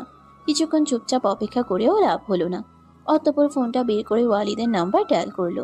বাড়ি থেকে খানিকটা দূরে একটা বটগাছ আছে, যার আশেপাশে ইট দিয়ে তৈরি করা আছে বসার জায়গা। সেখানেই ওয়ালিদ বসে আছে দিওর সাথে। ফোনে রিং হতে ওয়ালিদ ফোনটা হাতে তুলল। স্ক্রিনে চকচক করছে সিন্ড্রেলা নামটা। দিও ওকে দিয়ে দেখে বলল। বাপরে, কি প্রিন্স চার্মিং কে ছেড়ে সিন্ড্রেলা হঠাৎ তোকে ফোন করছে কেন? এখন কি সিন্ড্রেলাকেও ছাড়বি না তুই? ওয়ালিদ বিরক্ত চোখে তাকিয়ে বলল। এটা আমার ব্যক্তিগত সিন্ড্রেলা, কিন্তু বুঝলাম না আমাকে ফোন করছে কি মনে করে। দাঁড়া, কথা বলি। দিও হাসলো। ওয়ালিদ ফোনটা তুলতেই ও পাশ থেকে আভা বলল। কোথায় আছেন আপনি? কেন বলো তো, মিস করছো নাকি? আপনার মুন্ডু, বাড়িতে তালা দিয়ে কোথায় গেছেন? তুমি চলে এসেছো? আচ্ছা, একটু ওয়েট করো। ওয়ালিদ আর কিছু বলার আগেই ফোনটা কেটে দিল আভা। ওয়ালিদ শব্দ করে হাসলো। কান থেকে ফোন নামাতেই চোখে পড়ল দিওর কৌতূহলী দৃষ্টির। মুহূর্তেই স্বাভাবিক হয়ে গেল, বলল। এইভাবে তাকাচ্ছিস কেন? দিও কৌতূহলী গলায় বলল। ব্যাপারটা কি বলতো? বাড়ির সবাই তোকে নিয়ে চিন্তায় অস্থির। কিন্তু তোকে দেখে মনে হচ্ছে ব্যক্তিগত সিন্ড্রেলাকে নিয়ে তুই একটু কষ্টে আছিস। তুই বদলে গেছিস ভাই। কি বাজে কথা বলছিস? তাহলে বাড়িতে ফিরতে রাজি হচ্ছিস না কেন? এতটা কষ্ট কেন করছিস? ওইখানে এত মেয়ে থাকা সত্ত্বেও তুই একা একটা মেয়ের জন্য এইখানে পড়ে আছিস। ওকে ওর আগের জীবনে ফিরিয়ে দে, আর তুইও তোর মতো। ওয়ালিদ গম্ভীর কণ্ঠে বলল। ওকে ছাড়তে পারবো না। তোদের ওকে নিয়ে এত সমস্যা কেন আমি বুঝলাম না। যাকে দেখো একই কথা বলে চলেছে, ছেড়ে দে ছেড়ে দে। ছাড়তে পারবো না, আমি ওকে ছাড়বো না। এখন আবার কারণ জিজ্ঞেস করিস না, আমাকে যেতে হবে। কথাটা শেষ করে বসা থেকে উঠে পড়ল ওয়ালিদ। দিয়েও মৃদু হেসে বলল। ওকে ভালোবাসা অন্যায় না। তুই এমনভাবে আমার থেকে লুকাচ্ছিস কেন, যেন আমি তোর সুখের সংসারে আগুন লাগিয়ে দেব? ওয়ালিদ হাঁটতে হাঁটতে বলল। দিতেও পারিস, তোকে বিশ্বাস নেই। আমার 5 নম্বর ব্রেকআপ তোর জন্যই তো হয়েছিল। এত তাড়াতাড়ি ভুলে গেছিস? দিয়েও লাথি দেখিয়ে বলল। তাহলে তুই ঠিকই বুঝেছিস, কিন্তু লাভ হবে না, কারণ সত্যিটা আমি জেনে গেছি। কিন্তু তুই বন্ধুত্বের এই প্রতিদান দিলি। আমি অভিশাপ দিচ্ছি, তোর বউ তোকে এত জ্বালাবে, কিন্তু তোর কাছে বিষ কেনার টাকা থাকবে না। তারপর তুই আমার কাছে আসবি, কিন্তু আমি তোকে বিষের বদলে ভিটামিন কি দেব? ওয়ালিদ খানিকটা গিয়ে থেমে দাঁড়িয়ে বলল। সব বুঝলাম, কিন্তু ভিটামিন কিটা আবার কি? দিয়েও গম্ভীর কণ্ঠে বলল। ভিটামিন কি অর্থ কিছু না। কথাটা বলে উল্টো দিকে হাঁটতে শুরু করলো দিও। ওয়ালিদ হাসতে হাসতে এগোতে লাগলো বাড়ির নিকট। বাড়ি ফেরার পর থেকে কোনো কারণে আবার মেজাজ হয়ে আছে তিক্ত। এটা খেয়াল করেছে ওয়ালিদ। ঠিক করে কথাও বলছে না, আর না তো ওয়ালিদের বিভিন্ন খোঁজাপূর্ণ কথার জবাব দিচ্ছে। কেমন যেন গুম হয়ে আছে। ওয়ালিদ হাত পা ছড়িয়ে বসে আছে বারান্দায়। আবার খাবার নিয়ে আসলো। ওয়ালিদ ওইভাবে ফোনের স্ক্রিন থেকে নজর না সরিয়ে বলল। খাবার নিয়ে যাও, আমি খাবো না। আভা প্লেটটা পাশে রেখে বসলো সেখানে। বলল। আপনি আমার ফোন নিয়ে করছেন? ওয়ালিদ মুখ তুলে তাকালো। গেম খেলছি। অবাক নেত্রে চেয়ে আভা বলল। আপনি আমার ফোনে কেন গেমস খেলছেন? আপনার ফোন কি নষ্ট হয়ে গেছে? ওয়ালিদ মাথা নেড়ে বলল। এখানে ওয়াইফাই কোথায়? ওটা ছাড়া আমার ফোন মৃত মনে হয়, গেমও চলে না। কিন্তু সময় নষ্ট করার জন্য তো কিছু করা উচিত, তাই না? তোমার ফোনে দৌড়াদৌড়ির একটা গেম পেয়েছি। অবশ্যই এর থেকে বেশি কিছু আমি আশাও করিনি। বাচ্চারা সাধারণত এইসব গেম খেলেই মজা পায়। ওটা দৌড়াদৌড়ির গেম না, ওটা টেম্পল রান। আর যদি বাচ্চাদের খেলা হয় তো আপনি কেন খেলছেন? আমাকে আপনার বাচ্চা মনে হয়? ফেরত দিন আমার ফোন। ওয়ালিদ মুখ তুলে তাকিয়ে বলল। ও সোনামণি, তাহলে বাচ্চা নয়। তোমার কি মনে হয় গেমের নাম আমি পড়তে পারি না? এটা তো আমি নিক নেম দিয়েছি। ধরো তোমার 1966 সালের ফোন। ফোনটা এগিয়ে দিতেই আভা নিয়ে নিল। দেখলো ফোনটা অফ হয়ে গেছে। ফোন থেকে চোখ তুলে ওয়ালিদের পানে তাকাতেই ওয়ালিদ মুখ ঘুরিয়ে নিরীহ মুখ করে বলল। ওই চার্জ কম ছিল তাই অফ হয়ে গেছে। ফুল চার্জ করে আমাকে আবার দিয়ে যেও, ঠিক আছে? আভা না চাইতেও হেসে ফেলল। বলল। খাবেন না কেন? খিদে নেই। খিদে নেই নাকি খেতে অসুবিধা হচ্ছে? দেখুন, আপনি মিথ্যে যদিও অনেক ভালো বলেন, কিন্তু আফসোস আমার সাথে এসব চলবে না। আপনাকে একটা কথা বলি। ওয়ালিদ হতভম্ব নেত্রে চাইল। মেয়েটা তাকে চিনতে শুরু করেছে, এটা ঠিক না। বলল। বলো। আভা তীক্ষ্ণ দৃষ্টিতে পরখ করলো ওয়ালিদকে। বলল। আপনি এসব খাবারে অভ্যস্ত নন জানি আমি। ওই বাড়িতে দেখেছি আপনাকে। সত্যি বলতে আপনি আমার জন্য যা কিছু করেছেন তা যথেষ্ট। আমি চাই না আপনি আমার জন্য আরো কষ্ট করুন। আপনি বরং আপনার পরিবারের কাছে ফেরত যান। আর যদি তাদের কাছে না যেতে চান, তাও অন্তত যেখান থেকে এসেছিলেন সেখানেই ফেরত যান। এই দেশের কোনো কাজ হোক বা চাকরি আপনার জন্য খুব কষ্টকর হবে। বসা থেকে আচমকাই উঠে পড়ল ওয়ালিদ। আবার খেয়াল করলো ওয়ালিদের চোখে মুখে পরিবর্তন। বুঝলো না রেগে যাওয়ার মতো কি বলল সে। আভাকে আর কিছু না বলার সুযোগ দিয়ে খাবার প্লেটটা তুলে নিল। অতঃপর খাওয়া শুরু করলো। হতভম্ব হয়ে তাকিয়ে রইল আভা। কোনো কিছুই বোধগম্য হলো না ওর। ওয়ালিদ দাঁড়িয়ে দাঁড়িয়ে পুরো খাবার শেষ করলো নিমিষেই। তারপর একবার তীক্ষ্ণ দৃষ্টিতে দিকে আভার দিকে চেয়ে প্লেটটা রেখে তড়িৎ পায়ে বেরিয়ে গেল বাড়ি থেকে। স্থির নেত্রে কিছুক্ষণ সেদিক পানে চেয়ে রইল আভা। একটা দীর্ঘশ্বাস ফেলে পুরো বিষয়টা বোঝার চেষ্টা চালালো। দুপুর গড়িয়ে বিকেল হলো আভার অপেক্ষায়, তবে ওয়ালিদ ফিরল না।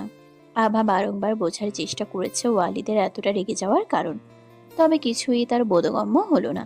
দেখতে দেখতে বেলা গড়িয়ে সন্ধ্যা হলো। মাগরিবের আজান ভেসে আসতেই কেমন অস্বস্তি হতে শুরু করলো আভার। পুরো বাড়ি নিস্তব্ধ। সন্ধ্যা হওয়ার সাথে সাথে ধরণীতে গ্রাস করছে কালো অন্ধকার। আশপাশ থেকে ভেসে আসছে অসংখ্য নাম না জানা প্রাণীর কলরব। আবার গা ছমছম করতে লাগলো। নিজেকে বারংবার শান্ত করার চেষ্টা করেও পারছে না। নিজের উপরে বেশ বিরক্ত হলো এতে। তার তো ভয় পাওয়া উচিত না, তাহলে আচমকা এত ভয় করছে কেন? কিসের ভয়? মুহূর্তের জন্য মনে হলো ওয়ালিদ কি সত্যি ফিরে গেছে। কথাটা মস্তিষ্কে নাড়া দিতেই তীব্র যন্ত্রণাদায়ক সব অনুভূতি গ্রাস করতে লাগলো তাকে। বারান্দা থেকে উঁকি দিয়ে তাকালো একবার আকাশের দিকে। সেখানে চকচক করছে বৃত্তাকৃতির চাঁদ। আবার সেদিক পানে চাইতেই দৃষ্টি ঘোলাটে হয়ে উঠল তার। মুহূর্তে ঠোঁটে একটা ক্ষীণ হাসি ফুটিয়ে মুছল চোখ। কিসব অদ্ভুত জিনিস ঘটছে তার সাথে। নিজেকে খুব করে তিরস্কার করলো। বোঝালো ওয়ালিদের তো যাওয়ার ছিল। সারা জীবন থরি না কেউ তার মতো একটা মেয়ের জন্য এত কষ্ট করবে। আভা মোটেও কষ্ট পাচ্ছে না। মুহূর্তে কেউ একজন বাড়িতে ঢুকলো। আভা চমকে উঠে দ্রুত চোখ মুছে স্বাভাবিক করলো নিজেকে। তবে আয়নাকে দেখে মুহূর্তে ভিতরের আশার আলোটা বোধহয় নিভল। আয়না এগিয়ে এলেন হাসি মুখে। হাতে একটা মাঝারি সাইজের বাটি তার। বললেন, তুই এখানে একা বসে আছিস যে? নানা ভাই কোথায়? প্রশ্ন শুনে থমকালো আভা। কি বলবে তৎক্ষণাৎ বুঝে উঠতে পারল না। ওয়ালিদ কোথায় সে সম্পর্কে সে নিজেও অনাজ্ঞাত। জোরপূর্বক হেসে বলল, বাইরে আছে, চলে আসবে, আপনি বসুন না। আয়না বসলেন। বললেন, আমি চিনার হাঁসের মাংস আর চিতই পিঠা করছিলাম। আমরা বুড়ো বুড়ি ছাড়া তো আর কেউ নেই যে যারে দিতাম। ভাবলাম তোরা যখন আছিস তোদের দিয়ে যাই। কিন্তু এত রাত হলো, তোকে একা বাড়িতে আছিস কেন? আমার ওইখানে গিয়ে বসলে পারতিস। দিনকাল ভালো না, গ্রামে গাঁজা জুয়ারির অভাব নেই। আভা মৃদু হেসে মাথা নাড়ল। আমি আসলে অতটা ভাবিনি। আর উনি সাধারণত দেরি করেন না, এখনই চলে আসবেন। আমি থাকতাম তোর সাথে, কিন্তু বাড়িতে চুলার ধারে সব রাখা আসছি। দেরি করলে তোর নানা আবার রাগ করবে। তুই বরং আমার সাথে চল। আভা সামান্য হেসে বলল, আপনি চিন্তা করবেন না, আমার সমস্যা হবে না। আসলে আমার কয়েকদিন পর পরীক্ষা আছে, আমি পড়তে বসবো। আয়না আর কিছু বললেন না। সাবধানে থাকতে বলে চলে গেলেন। আভা ওইভাবেই বারান্দায় বসে রইল। কাটলো আরো বেশ কিছুক্ষণ। রাত গভীর হলো। ওয়ালিদ ফিরল না। আবার বার কয়েক মনে হলো ফোন করে খোঁজ নেবে। কোথাও একটা সংকোচ বোধ থেকে ফোনটা আর করা হলো না। তবে সময় যত গড়ালো ততটাই ভয় কুকড়ে গেল আভার সমস্ত কায়া। অদ্ভুতভাবে বারান্দা থেকে ঘরে যাওয়ার মতো সাহস হলো না। মনে হলো তার আশেপাশে কেউ আছে, কেউ দেখছে তাকে। এতদিনের পরিচিত প্রাণীর কলরব তার কাছে ভয়ঙ্কর মনে হলো। ক্রমশ হাত পা অবশ হতে শুরু করলো। এর মধ্যেই কেউ একজন ঢুকলো বাড়িতে। কেঁপে উঠল আভা। ছায়ামূর্তিটা এগিয়ে এসে দৃশ্যমান হতেই কোথাও যেন একটা স্বস্তি, একটা ভালো লাগা অনুভূতি ঝড় তুলল তার মনে। মুহূর্তে বসা থেকে উঠে পড়ল। তড়িৎ পায়ে গিয়ে গিয়ে ছিটকে পড়ল ওয়ালিদের বুকে। চলিত গতি রোধ হলো ওয়ালিদের। শরীরের ঝাঁকুনিতে দু কদম পিছিয়ে গেল। আভা ডুকরে কেঁদে ফেলল। কম্পিত কণ্ঠে বলল, কোথায় ছিলেন আপনি? এত দেরি কেন করলেন? আপনি কি জানেন না আমি একা আছি? স্তম্ভিত হয়ে মূর্তি বনে দাঁড়িয়ে রইল ওয়ালিদ। কিছু বলল না। ওয়ালিদকে চুপ থাকতে দেখে ওকে ছেড়ে মুখ তুলে চাইল আভা। সম্মুখীন হলো ওয়ালিদের গভীর দৃষ্টির। চোকাচুকি হতেই চোখ নামিয়ে নিল আভা। মুহূর্তেই একটা বিকট ঘ্রাণ নাসার অন্ধ্রে প্রবেশ করতেই চোখ মুখ কুঁচকে বলল সে, আপনি কি খেয়েছেন? কথাটা বলে কৌতূহলী চোখে চাইল আভা। ওয়ালিদ বিব্রত হলো বোধ হয়। আগামীকাল সকালের ফ্লাইটে ফিরে যাচ্ছে দিও, তাই ওর জোড়াজুড়িতে ড্রিঙ্ক করেছিল ওয়ালিদ। তাছাড়া মাথা মেজাজ দুটোই উগ্র থাকায় নিজেকে আর আটকাতেও ইচ্ছে করেনি। তবে এভাবে ধরা পড়ে যাবে বুঝতে পারেনিও। আভার দিকে তাকিয়ে কোনো কথা না বলে সোজা ঘরের ভিতরে চলে গেল। আভা অবাক হয়ে ওয়ালিদের যাওয়ার পানে চাইল। অতঃপর নিজেও গেল পেছনে। ঘরে ঢুকেই দেখলো ওয়ালিদ আলমারিতে কিছু রাখছে। কাজ শেষ করে ঘুরে তাকাতেই আভাকে সামনে পেল। পাশ কাটিয়ে চলে যেতে উদিত হতেই আভা বলল, কোথায় ছিলেন আপনি? আপনি ভালো করেই জানেন এখানে আমি একা আছি, তবু আপনি এত রাত করে ফিরলেন, আবার এখন এড়িয়ে যাচ্ছেন। কিসে এত রাগ দেখাচ্ছেন বলুন তো? তীক্ষ্ণ দৃষ্টিতে চাইল ওয়ালিদ। চোখে মুখে প্রচন্ড বিরক্তি। তীব্র রাগে জ্বলে পড়ে যাচ্ছে ভিতরে ভিতরে। তবুও ভেবেছিল এড়িয়ে যাবে, কিন্তু আবার জোড়াজড়িটা সহ্যের সীমা অতিক্রম করলো। এক হাত বাড়িয়ে খপ করে ধরলো আবার বাহু। টান মেরে খানিকটা এগিয়ে আনলো তার নিকট। শক্তপোক্ত সে ছোঁয়ায় ব্যথা অনুভূত হতেই চোখ মুখ কুচকে তাকালো আভা। ওয়ালিদ কড়া গলায় বলল, কিসের রাগ বুঝতে পারছো না, তাই না? অবশ্য তুমি আমাকে বুঝছোটা কবে? হ্যাঁ, আমি জানতাম তুমি একা আছো। তো তুমি আমার জন্য অপেক্ষা করছিলে নাকি? কিন্তু কেন? আমাকে তো তুমি চলে যেতে বললে, তাহলে অপেক্ষা করছিলে কেন? নাকি ফিরে এসেছি দেখে বিরক্ত লাগছে তোমার? টলমল নেত্রে চাইল আভা। হ্যাঁ, হয়তো করেছিলাম অপেক্ষা, তবে চলে যাচ্ছেন বলে গেলে অবশ্যই অপেক্ষা করতাম না। সরি। শব্দ করে হাসলো ওয়ালিদ। তার ছেলের হাসি। বলল, তোমার কাছে কি আমার ফোন নাম্বার ছিল না? আমি কতটা বোকা, তাই না আভা? আমি বোকার মতো ফোন হাতে বসেছিলাম, হয়তো তুমি ফোন করে আমাকে ফিরতে বলবে, নয়তো অ্যাটলিস্ট খোঁজ নেবে আমি কোথায় আছি। কিন্তু না, তুমি সেটা করনি। কেন করনি? কারণ তুমি মনে মনে খুশি হয়েছিলে, তোমার জীবনের সবচেয়ে বড় সমস্যা দূর হয়েছিল। খুশি হওয়ারই কথা। আচ্ছা, একটা সত্যি কথা বলো তো, আমি কি এতটাই জঘন্য, এতটাই নিকৃষ্ট যে আমাকে ভালোবাসা যায় না? শেষের কথাটায় গলা কাঁপলো ওয়ালিদের। চুপ করে গেল। আভা চোখ সরিয়ে বলল। আভাকে এক প্রকারে ধাক্কা দিয়ে নিজের থেকে আলাদা করলো। আমি কখন আপনাকে এসব বলেছি? কিসব বাজে কথা বলছেন? মুহূর্তে রক্তিম চোখে চাইল ওয়ালিদ। আলমারির গায়ে জোরে সরে একটা লাথি বসাতেই কেঁপে উঠল আভা। ওয়ালিদ বলল, বাজে কথা, তাই না? আর তুমি কি বলেছিলে তখন? ওইগুলো বাজে কথা ছিল না? সত্যি বলতে তুমি আমাকে কখনো বোঝোইনি, নয়তো ওই কথাগুলো বলতে না। আমি ভালোবাসি তোমাকে, এটার কতভাবে বোঝাবো তোমাকে? এতটা অবুঝ তুমি? একটা ছেলে তোমার জন্য সব ছেড়ে দিচ্ছে, আর তুমি তাকে... সত্যি কথা হচ্ছে, তুমি আমাকে মেনে নিতেই পারোনি, আর না তো পারবে। ভালোবাসতে কাউকে? ওই অরণ্যকে নাকি ভাইকে? ভাই তোমাকে কতটা ভালোবাসে দেখেছি আমি। ভাইয়ের ভালোবাসাটা কি আসলেই একপাক্ষিক ছিল, নাকি তোমাদের কোনো সম্পর্ক ছিল? তোমার মনেও ভাইয়ের জন্য ফিলিংস ছিল, তাই না? ঠিক আছে, ফাইন, চলে যাব আমি এখান থেকে, মুক্তি দেব তোমাকে। কিন্তু তার আগে আমার জন্য তোমার জীবনে যা যা ক্ষতি হয়েছে তা পুষিয়ে দেব। অবাক নেত্রে চেয়ে আভা বলল, মাথা খারাপ হয়েছে আপনার? কি ভুলভাল কথা বলছেন? দেখুন, আপনাকে দেখে আমার ঠিক লাগছে না। কেন মাতাল মনে হচ্ছে আমাকে? এইটুকু তো আমার কিচ্ছু হয় না, ঠিক আছে? আমি যা বলছি একদম মন থেকে বলছি, বুঝে শুনে বলছি। আর এমনি তো তোমার সাথে আমি এখনো কোনো কথা বলছি না, যা বলার আমি তো বলে দিয়েছি। আর হ্যাঁ, আজকের পর দূরে থাকবে আমার থেকে, অনেকটা দূরে। যতটা দূরে থাকলে তোমার ঘ্রাণও আমাকে আবেশিত করবে না। কথাটা বলে টলমল পায়ে বিছানায় গিয়ে শুয়ে পড়ল ওয়ালিদ। মুহূর্তে বন্ধ করে ফেলল চোখ দুটো। মূর্তির ন্যায় কিছুক্ষণ চুপচাপ দাঁড়িয়ে রইল আভা। অতঃপর এগিয়ে গেল বিছানায়। ততক্ষণে ওয়ালিদ তলিয়েছে তন্দ্রায়। আভা ওর পায়ে জুতা জোড়া খুলে দিল সাবধানে। সেগুলোকে নির্দিষ্ট জায়গায় রেখে পুনরায় ফেরত এলো বিছানায়। আলো নিভিয়ে শুয়ে পড়ল ওয়ালিদের পাশে। তবে ঘুম ধরা দিল না চোখে, বরং আঁখি জোড়া ভিজল অশ্রুতে। আজকে ওয়ালিদের কাছে কৈফিয়ত দিতে ইচ্ছে হচ্ছে খুব। চিৎকার করে বলতে ইচ্ছে করছে, আপনি ভুল ভাবছেন। আপনার অবিশ্বাস এত ভীষণ কষ্ট কেন দিচ্ছে?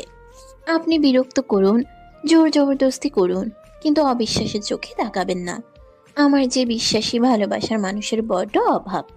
প্রথমবারের মতো নিজে থেকে ওয়ালিদের বুকে আলতো করে মাথা ঠেকালো আভা। ঘুমের মাঝে নড়ে চড়ে উঠতেই নিজের উপর কোনো কিছুর ভর অনুভব করলো ওয়ালিদ। চোখ দুটো টেনে হিসড়ে খুলতেই নিজের বুকের উপর মাথা রেখে গভীর নিদ্রায় তলিয়ে থাকা আভার মুখটা চোখে পড়ল। প্রচন্ড বিস্ময়ে হতভম্ব হলো ওয়ালিদ। এক হাতে চোখ ডলে পুনরায় তাকাতেই সেটাই দৃষ্টিগোচর হলো যেটা আগে দেখেছিল। কিন্তু মেয়েটা নিজে থেকে এসেছে এটা যেন কিছুতেই বিশ্বাস করতে পারল না, আর না তো সত্যিটা মনে করতে পারল। অতঃপর আভাকে ঠেলে সরিয়ে তাড়াহুড়ো করে উঠে বসল। ঘুমটা ছুটে গেল আভার। শোয়া থেকে উঠে বসতেই চোখ পড়ল ওয়ালিদের অপ্রস্তুত মুখে, সাথে নিজেও কিছুটা ঘাবড়ালো। ওয়ালিদ ভ্রুকুচকে তাকিয়ে বলল, তোমার কি মাথা খারাপ হয়েছে? আমার থেকে দূরে থাকার বদলে সোজা আমার বুকে চলে এসেছো। এই অদ্ভুত কাজের মানে কি? হ্যাঁ, বেশ অপ্রস্তুত হলো আভা। মনে মনে ভীষণ রাগ হলো নিজের উপর। তার থেকে বেশি রাগ হলো সামনে বসা লোকটার উপর। নিজে টানাটানি করলে দোষ নেই, একদিন আভা গেছে দেখে এমন করতে হবে? মুহূর্তে নিজেকে সামলে নিয়ে বলল, আমি মোটেও যাইনি, কালও আপনিই আমায় টেনেছিলেন। কথাটা শুনে চুপসে গেল ওয়ালিদ। চিন্তিত দেখালো খানিক। মনে মনে স্বস্তির শ্বাস ফেললো আভা। বিছানা থেকে উঠতেই ওয়ালিদ বলল, সরি যদি তোমাকে জোর করে থাকি, আশা করি আর কোনোদিন হবে না। কয়টা বাজে? আভা নিজের ফোনটা হাতে তুলে দেখে নিল একবার। বলল, 7:35। এত বেলা হয়ে গেছে, আমার ঘুম ভাঙলো না কেন? তাড়াহুড়ো করে বিছানা থেকে নেমে পড়ল ওয়ালিদ। বিরস মুখে বলল, এমন আরামের জায়গায় ঘুমলে কারোরই ঘুম ভাঙার কথা না। এতে কারো অবশ্য কোনো ক্ষতি তো হয়নি, ক্ষতি যা হওয়ার সে তো আমারই হয়েছে। শনিবার সকাল 8:30 ইন্টারভিউ আছে আমার, আর যেতে পারবো বলে তো মনে হয় না। আভা একটু ভেবে বলল। কিন্তু আজকে তো শুক্রবার। শিওর। আভা সম্মতিসূচক মাথা নাড়ল। দীর্ঘশ্বাস ফেলে বেরিয়ে গেল ওয়ালিদ। সেই যে সকালে বের হলো, ফিরল দুপুরের একটু আগে। আভা রান্না করছিল, তখন এক নজর দেখলো ঘরের ভিতরে যেতে। রান্না শেষ করে ঘরে গিয়ে আর পেল না। ওয়ালিদকে আভা পেল পুকুর ঘাটে। আভা এগিয়ে যেতেই দেখলো ওয়ালিদের মুখভাব অত্যন্ত গম্ভীর। আভাকে দেখেও দেখলো না। মেজাজ খারাপ হলো আভার। ইচ্ছে করে সামনে গিয়ে দাঁড়িয়ে পড়ল। ওয়ালিদ আভাতে দৃষ্টি নিবদ্ধ রেখে শার্টের বোতামে হাত চালালো। একটা বোতাম খুলতেই চোখ বন্ধ করে ফেলল আভা। বলল, শুরু হয়ে গেছে অসভ্যতামি। জামা কাপড় খুলেছেন কেন নির্লজ্জের মতো? বেজায় বিরক্ত হলো ওয়ালিদ। বলল, গোসল করবো তাই খুলছি। অসভ্যের মতো পানি আর আমার মাঝখানে তুমি এসেছো। চোখ তুলে চাইলো আভা। ওয়ালিদ খুলে ফেলেছে শার্ট, তবে গেঞ্জি আছে পরা। স্বস্তির শ্বাস নিয়ে পুনরায় ক্ষুব্ধ কণ্ঠে বলল, আপনার সমস্যা কি? হ্যাঁ, পায়ে পা দিয়ে ঝগড়া কেন করছেন? তখন থেকে আমাকে এড়িয়ে যাচ্ছেন কি কারণে? ওয়ালিদ প্রকুচকে বলল, তুমি কোথাকার প্রিন্সেস ডায়না যে তোমাকে চোখে হারাতে হবে? বেশ করেছি এড়িয়ে গেছি। এই, তুমি দূরে থাকবে তো আমার থেকে। খবরদার কাছে আসবে না, ছোঁয়ার চেষ্টা তো একদম করবে না। ওয়ালিদের কথায় প্রচন্ড রাগ হলেও নিজেকে সামলে নিল আভা। প্রতি উত্তর না করে চুপচাপ সিঁড়িতে গিয়ে বসে পড়ল। বিরক্ত চোখে চাইল ওয়ালিদ। আভা গুরুত্ব দিল না, ওইভাবে বসে রইল। একটা দীর্ঘশ্বাস ফেলে ওয়ালিদ নেমে পড়ল পানিতে। কোমর সম পানিতে দাঁড়িয়ে বলল, একটা ছেলে গোসল করছে আর কেউ দেখার জন্য বসে আছে, এটা কেমন সভ্যতামি? চাইলে নেমে পড়ো, খামোকা বসে থেকে কি লাভ? আভা মুখ তুলে চেয়ে বলল, আমি মোটেও আপনাকে দেখার জন্য বসে নেই।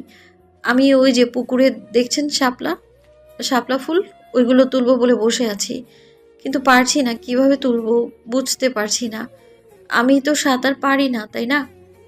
ওয়ালিদ মাথা নেড়ে বলল, আচ্ছা, এই ব্যাপার আগে বলবে না? অপেক্ষা করো, আমি না হয় একটু কষ্ট করে তুলে এনে দিচ্ছি। কোনো দরকার নেই, ওইগুলো আমি নিজের হাতে তুলতে চাই। ওয়ালিদ সামান্য হেসে বলল, চাইলেই তো আর সবকিছু পাওয়া যায় না সোনামণি, চাওয়ার একটা লিমিট থাকে। এমন অসম্ভব জিনিসপত্র চাইলে না পাওয়াটাই স্বাভাবিক। আভা মুখ ভার করে বলল, জন্মের পর থেকে অবশ্য পেয়েছিটা কি যে আজকে পাবো? কত বড় বড় চাওয়াই পূরণ হলো না, এটা তো সামান্য ব্যাপার। কথাটা বলে উঠে পড়ল আভা।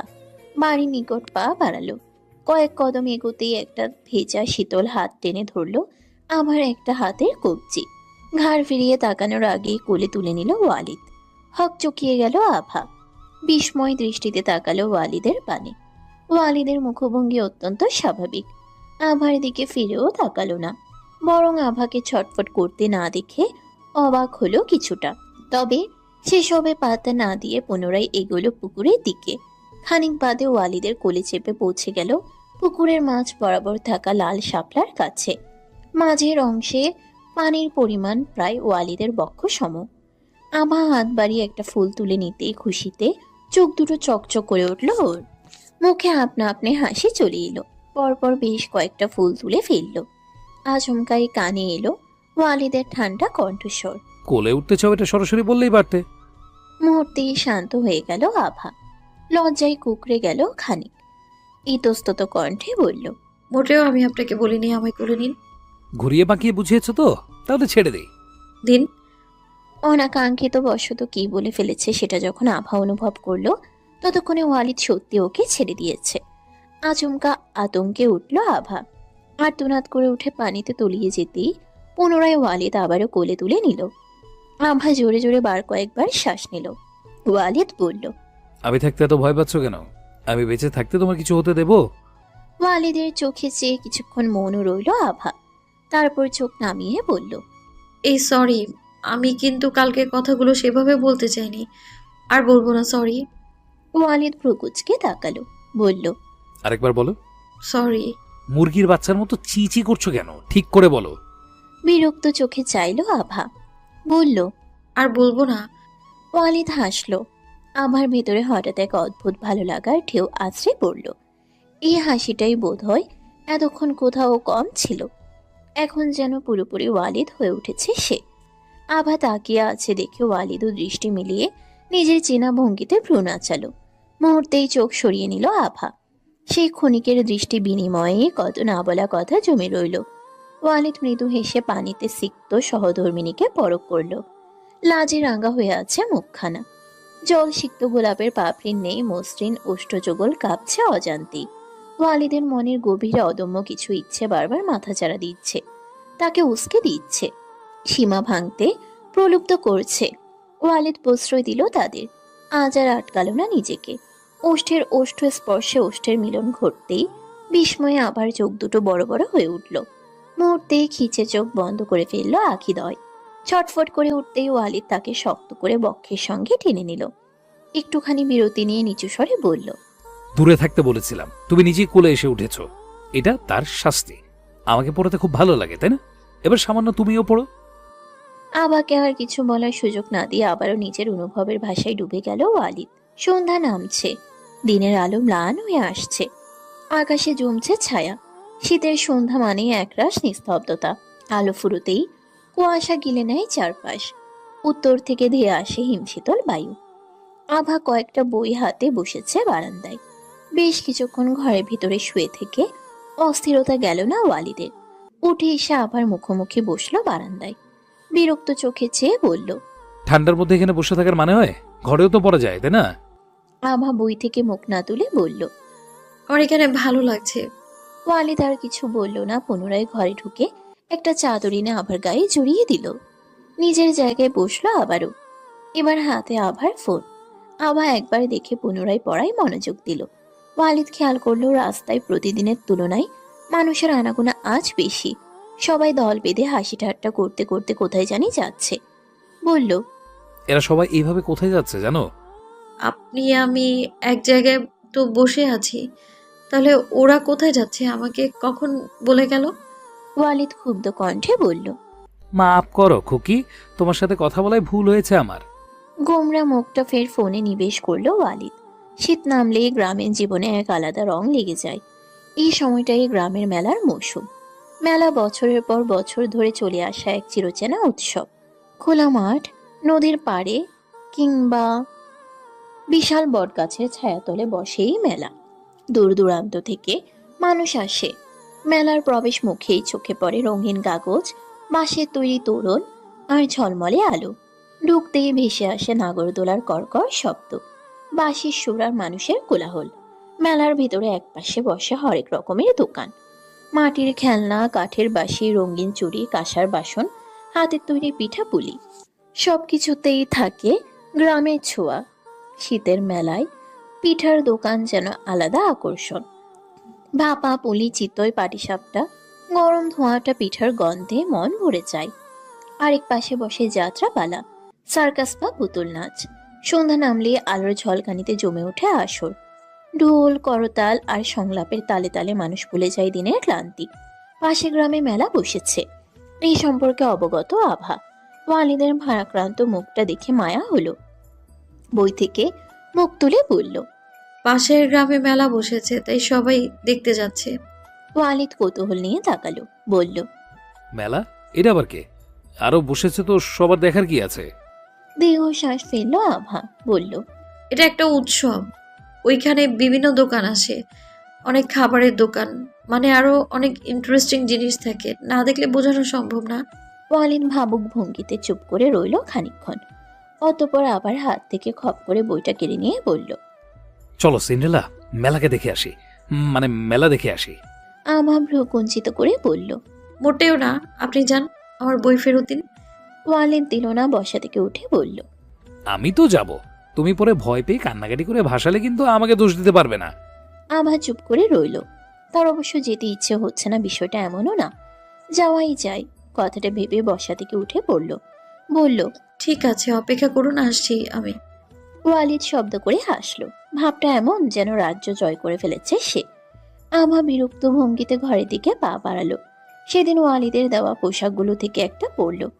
কালের উপর ছোট ছোট সাদা সুতার জেইজি ফুলের কাজ করা একটা গাউন টাইপ কুর্তি, সাথে কালো রঙের ওড়না। ফর্সা শরীরে কালো রংটা যেন একটু বেশি সুন্দর লাগে।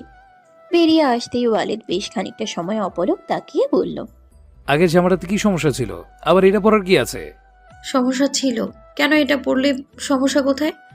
আপনি দিয়েছিলেন দেখে গায়ে লাগছে, খুলে রেখে আসবো। যাচ্ছি তবে। তুলে একটা অছাড় দেবো, পাকনামি ভালো হয়ে যাবে তোমার। কথাটা বলে বারান্দায় থাকা চাদরটা তুলে ভালো মতো পেঁচিয়ে দিল আভার গায়ে। আভা শুধু দেখে গেল সবটা। ওয়ালিদের চোখে মুখে বিরক্ত ভাব, কারণটা অবশ্য অজানা আভার। কয়েকটা কথা শোনাতে ইচ্ছে হলেও দমন করলো নিজেকে। কাজ শেষ করে একবার তাকালো ওয়ালিদ, ঠান্ডা স্বরে বলল, এবার চুপচাপ চলো, বেশি কথা বললে গ্রামের ওই বড় শিয়ালগুলোর কাছে রেখে আসবো তোমাকে। কথা শেষ করে তড়িৎ পায়ে বারান্দা পেরিয়ে নিচে নেমে এলো। হেঁটে চলেছে অনবরত। আভা বোকা বনে গেল। নিজেও কিছুটা তড়িঘড়ি করে ঘরের দরজায় তালা দিয়ে বেরিয়ে পড়ল। ওয়ালিদ গেটের কাছেই দাঁড়িয়ে ছিল। আভা নিকটে এগিয়ে গিয়ে বলল, কি বললেন আপনি? আপনি আমাকে শিয়ালের কাছে রেখে আসবেন? ওয়ালিদ হাঁটতে হাঁটতে নির্বিকার কণ্ঠে বলল। হ্যাঁ, ঠিকই শুনেছ, কিন্তু শিয়ালগুলোর কথা ভেবে সিদ্ধান্ত বদলাতে হলো। আভা অবাক হয়ে বলল, মানে শিয়াল শুনেছি মুরগি খোঁজে, তুমি তাহলে সাপ। ওরা তোমাকে কিভাবে সামলাবে বলো? বেচারা শিয়ালদের কথা ভেবে আমি নিজেকে উৎসর্গ করলাম ওই অবলা প্রাণীদের জন্য। আমি এরকম তো করতেই পারি। ওয়ালিদ মিটিমিটি হাসছে। রাগে ফুঁসছে আভা। ক্ষুব্ধ গলায় বলল, আমি সাপ হলে আপনি কি? আপনি আমাকে সাপ বললেন? কামড়েছি আমি আপনাকে? বরং আপনি আমাকে। কথার মাঝপথেই থমকে গেল আভা। ওয়ালিদ বেশ আগ্রহী ভঙ্গিতে জানতে চাইল। আমি তোমাকে আভা তড়িৎ বলল, কিছু না। কোনটা কামড় আর কোনটা আদর এই পার্থক্যটুকু জানো না? সাথে কি আর সোনামণি বলি? তবে তুমি চাইলে এখনই শোধবোধ করতে পারো, আমি কিছু মনে করব না। আভা অস্বস্তির চরম পর্যায়ে, ঠিক করে তাকাতেও পারছে না। নিজের বলা কথার জন্য নিজেরই আফসোস হচ্ছে। লজ্জায় মাটিতে মিশে যেতে ইচ্ছে করছে।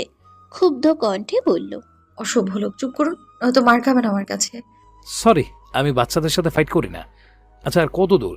চলো একটা প্রতিযোগিতা করি। ওই যে সামনে একটা গাছ দেখছো, দৌড়ে যদি আগে ওইখানে পৌঁছাতে পারো তাহলে তুমি জিতবা। আভা তাকিয়ে দেখলো গাছটা বেশি দূরত্বে না। দৌড়াতে অবশ্য সে ভালোই পারে। লোকটাকে হারাতে পারলে বেশ ভালো হবে। অতঃপর রাজি হলো ওয়ালিদের কথায়। কিছুতেই হারবে না সে, মনে মনে ঠিক করে ফেললো। ওয়ালিদকে কিছু বলার সুযোগ না দিয়ে দৌড়তে শুরু করলো। ওয়ালিদ নিজেও ওর পিছু পিছু দৌড়াতে লাগলো। বলল, এটা কিন্তু চিটিং হলো, আমাকে না বলে দৌড়াতে পারো না। আবার হাসলো। দৌড়াতে দৌড়াতে বলল, আপনি এমন কেন নিয়ম বলেন তো? নিশ্চিত হারাবেন। ওয়ালিদও ওর সাথে সাথে দৌড়াতে লাগলো। ওর চোখ স্থির আবার হাস্যোজ্জ্বল মুখে। চারিদিকে রাতের গাঢ় অন্ধকারকে ঠেলে দিয়ে গ্রাস করেছে চাঁদের রূপালী রশ্মি। আকাশের মাঝে বিশাল আকৃতির চাঁদের পাশাপাশি ঝিকঝিক করছে অসংখ্য নক্ষত্র। গ্রামের পিচঢালা রাস্তার এক পাশে বসতবাড়ি, অন্য পাশে ধানের বিল। চাঁদের আলোয় সবই স্বচ্ছ। আবার মুখটাও চকচক করলো ওয়ালিদের চোখে। গাছের অতি নিকটে এসে হঠাৎ থেমে গেল ওয়ালিদ। মুখ দিয়ে ব্যথাসূচক শব্দ করে বসে পড়ল মাটিতে। আবার তৎক্ষণাৎ ছুঁয়ে ফেলেছে বিশাল আকৃতির গাছটা। ওয়ালিদের কণ্ঠ কর্ণগোচর হতেই ফিরে চাইল। তড়িৎ পায়ে পুনরায় ফেরত আসলো। ওয়ালিদের সামনে মাটিতে বসে পড়ল। চিন্তিত ভঙ্গিতে বলল, কি হয়েছে আপনার? পায়ে কিছু ফুটলো? ওয়ালিদ সামান্য হেসে বলল, সামান্য ব্যথা পেয়েছি, ফোটেনি কিছু। প্রতিযোগিতা ক্যান্সেল করা যায় না? সঙ্গে সঙ্গে আভা বসা থেকে উঠে পড়ল। উৎসাহী ভঙ্গিতে বলল, মোটেও না, আমি জিতে গেছি। আপনি যেভাবে হোক হেরে গেছেন, এখন কথা ঘোরালে তো চলবে না। ওয়ালিদ বসা থেকে উঠে পড়ল। বলল, ঠিক আছে, তুমি যখন জিতে গেছো তখন তুমি কামড়াও। আভা অবাক হয়ে বলল, কি? এইটাই প্রতিযোগিতার প্রাইস ছিল। তুমি জিতলে তুমি কামড়াবে, আর আমি জিতলে আমি। কিন্তু এমন তো কোনো শর্ত ছিল না। অন্য কোনো শর্ত তো তুমি দিয়েছো বলে জানি না। আমি তো মনে মনে এইটাই ঠিক করেছিলাম। এখন আর কোনো রাস্তা খোলা নেই। তুমি চাইলে পুরস্কার প্রত্যাখ্যান করে আমাকে বিজয়ী ঘোষণা করতেই পারো, আমি সাদরে গ্রহণ করব। আভা মুখ ভার করে বলল, আপনি কথা ঘোরাচ্ছেন, বদলোক একটা। অতপর ওয়ালিদকে রেখে তড়িৎ পায়ে হাঁটা শুরু করলো আভা। আচমকা এমন চলে যাওয়ায় ওয়ালিদ এক মুহূর্ত স্তব্ধ হয়ে থাকলেও পরক্ষণে উচ্চস্বরে হেসে ফেলল।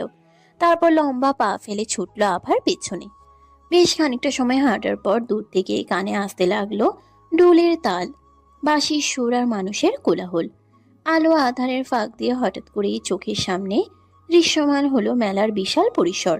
বিস্তৃত খোলা মাঠ জুড়ে বসেছে মেলা, চারিদিকে সারি সারি দোকান। কোথাও রঙিন বেলুন আর খেলনার বাহার, কোথাও ঝালমুড়ি, ফুচকার চানাচুরের মোহনীয় গন্ধ বাতাস ভরিয়ে দিচ্ছে। কাচের কৌটার ভিতর সাজানো সারি সারি চুড়ি সহ মহিলাদের সাজের নানা সরঞ্জাম। শিশুদের হাসি, চিৎকার আর উচ্ছ্বাসে চারপাশ মুখরিত। মেলার মাঝখানে বসেছে নাগরদোলা। আকাশ ছুতে চাওয়া সেই চক্র ঘুরে ঘুরে উঠছে আর নামছে। সঙ্গে ভেসে আসছে আনন্দে ভরা চিৎকার। হাজারো রঙিন বালির আলোয় পুরো মাঠ ঝলমল করছে। ওয়ালিদ চারপাশে তাকিয়ে মুগ্ধ হয়ে দেখতে লাগলো। অবাক কণ্ঠে বলল, মেলা তো অপূর্ব সুন্দর সিন্ড্রেলা। চলো চলো চলো, ভিতরে চলো। আভা সামান্য হাসলো। দুজন মিলে এগিয়ে গেল মেলায় প্রবেশের বিশাল ফটকের কাছে। জনপ্রতি 20 টাকা টিকিট নিয়ে ঢুকে পড়লো মেলায়। ঢুকতে না ঢুকতে আচমকা কানে এলো কেউ আভা বলে ডাকছে। মুখ ঘুরিয়ে তাকাতেই দেখা মিলল রুকাইয়ার। হাস্যোজ্জ্বল মুখে এদিকে চেয়ে আছে। আভা হাসি মুখে হাত নেড়ে এগিয়ে যেতেই ওয়ালিদ ওর একটা হাত ধরে থামিয়ে দিল। বলল, এইভাবে কোথায় যাচ্ছ? কে ওটা? ওটা আমার ফ্রেন্ড রুকাইয়া। এতদিন পর দেখা, তার উপরে ও নিজে থেকে ডাকছে, তো যাব না। আপনার সমস্যা কি বলুন তো?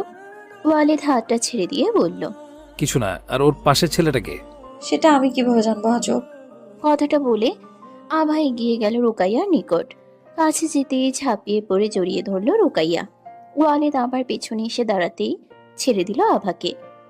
প্রশ্নবোধক চোখে চেয়ে বলল, আমি শুনেছিলাম তোর বিয়ের কথা, উনি কে? আভা সম্মতিসূচক মাথা নাড়ল। রুকাইয়া তার পাশে দাঁড়ানো যুবকটিকে উদ্দেশ্য করে বলল, উনি কি? ও অনিক, আমার বর। অনিক তোমাকে বলেছিলাম না আবার কথা। ও আভা, আমার সবচেয়ে কাছের বান্ধবী। অনেক মৃদু হেসে বলল, রুকাইয়া আপনার কথা অনেক বলে। আমাদের তো হুট করে বিয়ে হলো, আপনাকে বলতেই পারিনি। দেখি সে কি কষ্ট ওর। বাকি কথা রুকাইয়া শুনলো কিনা কে জানে। আবার একটা হাত ধরে হাঁটা ধরলো। দুজন মিলে নিজেদের মতো ঘুরতে শুরু করলো মেলায়। ওয়ালিদ অবাক চোখে সেদিকে চাইলো। অনেক বলল, চলুন আমরাও যাই। আপনি? ওয়ালিদ মৃদু হেসে বলল। আমি ওয়ালিদ, চলুন। আভা রুকাইয়া দাঁড়ালো একটা চুড়ির দোকানের সামনে। চুড়ি সহ আরো অনেক মেয়েলি জিনিসপত্রের সমাহার সেথায়। রুকাইয়াকে বেশ কিছু জিনিস পছন্দ করতে সাহায্য করছে অনেক। আভা সেদিকে তাকিয়ে একবার ওয়ালিদের পানে চাইল। ওয়ালিদের খেয়াল অন্য কোথাও। পাশের দোকানের কোনো কিছু খুব মনোযোগ সহকারে দেখছে। আভা পুনরায় দৃষ্টিপাত করলো সামনে থাকা হরেক রকমের চুড়িতে। অতঃপর একজোড়া নীল রঙের চুড়ি হাতে নিয়ে দেখতেই দোকানদার একগাল হেসে বলল, মাশাল্লাহ আপু, চুড়িগুলো আপনার হাতে যে সুন্দর লাগবে না। হাত দিন, পরিয়ে দেই, দেখেন নিজের চোখে। আভা চুড়িগুলো এগিয়ে দিতেই খপ করে চুড়িগুলো নিয়ে নিল ওয়ালিদ। ওটাকে রেখে দিয়ে ভিন্ন নকশার কালো রঙের চুড়ি তুলে নিল। নিচু উদ্যোগে আবার একটা হাত তুলে নিয়ে চুড়িগুলো পরাতে পরাতে বলল, ওইটা একদমই জঘন্য লাগবে, তার থেকে এইগুলো সুন্দর। এগুলো আর খোলার দরকার নেই। প্রাইস কত এগুলোর? 120 টাকা ভাইয়া। ওয়ালিদ টাকা বের করে দিতে যেতেই থামিয়ে দিল আভা। ওয়ালিদ ভ্রুকুচকে তাকালো। ইশারায় জানতে চাইল সমস্যা কি। আভা নিচু স্বরে বলল, আমার এগুলো চাই না। ওই কাচের চুড়িগুলো তো সুন্দর, নিলে ওইগুলো নিন, নয়তো নেওয়ার দরকার নেই। দোকানদার বলল, আপনার যেটা ভালো লাগবে আপনি সেটাই নিন আপু। আমি আগেই বললাম চুড়িগুলো আপনার হাতে অনেক সুন্দর লাগবে। তাছাড়া এগুলো মাত্র 50 টাকা করে দাম, ওইগুলোর থেকে আরো কম দেবো নাকি? 2 দর্জন। ওয়ালিদ টাকাটা সামনে রেখে দিয়ে বলল, বেশি বুঝেন আপনি। আচ্ছা, একটা কাজ করো, তোমার যদি ওইগুলো ভালো লাগে তাহলে ওইগুলো নিয়ে নাও। এটা আমার ভালো লেগেছে, এটা আমি নেব। আপনি পরবেন চুড়ি? দরকার নেই, এগুলোই ঠিক আছে। এত চুড়ি নিয়ে কি করব আমি? বেশ কিছুক্ষণ বাদে ওরা ফুচকার দোকানে এসে দাঁড়ালো। দোকানে উপচে পড়ছে ভিড়। কতক্ষণ দাঁড়াতে হবে তার ঠিক নেই। ওয়ালিদের প্রথমে ভালো লাগলেও এখন ভিড়ের মধ্যে কেমন অস্বস্তি লাগছে। আভা কেমন গুম হয়ে দাঁড়িয়ে আছে।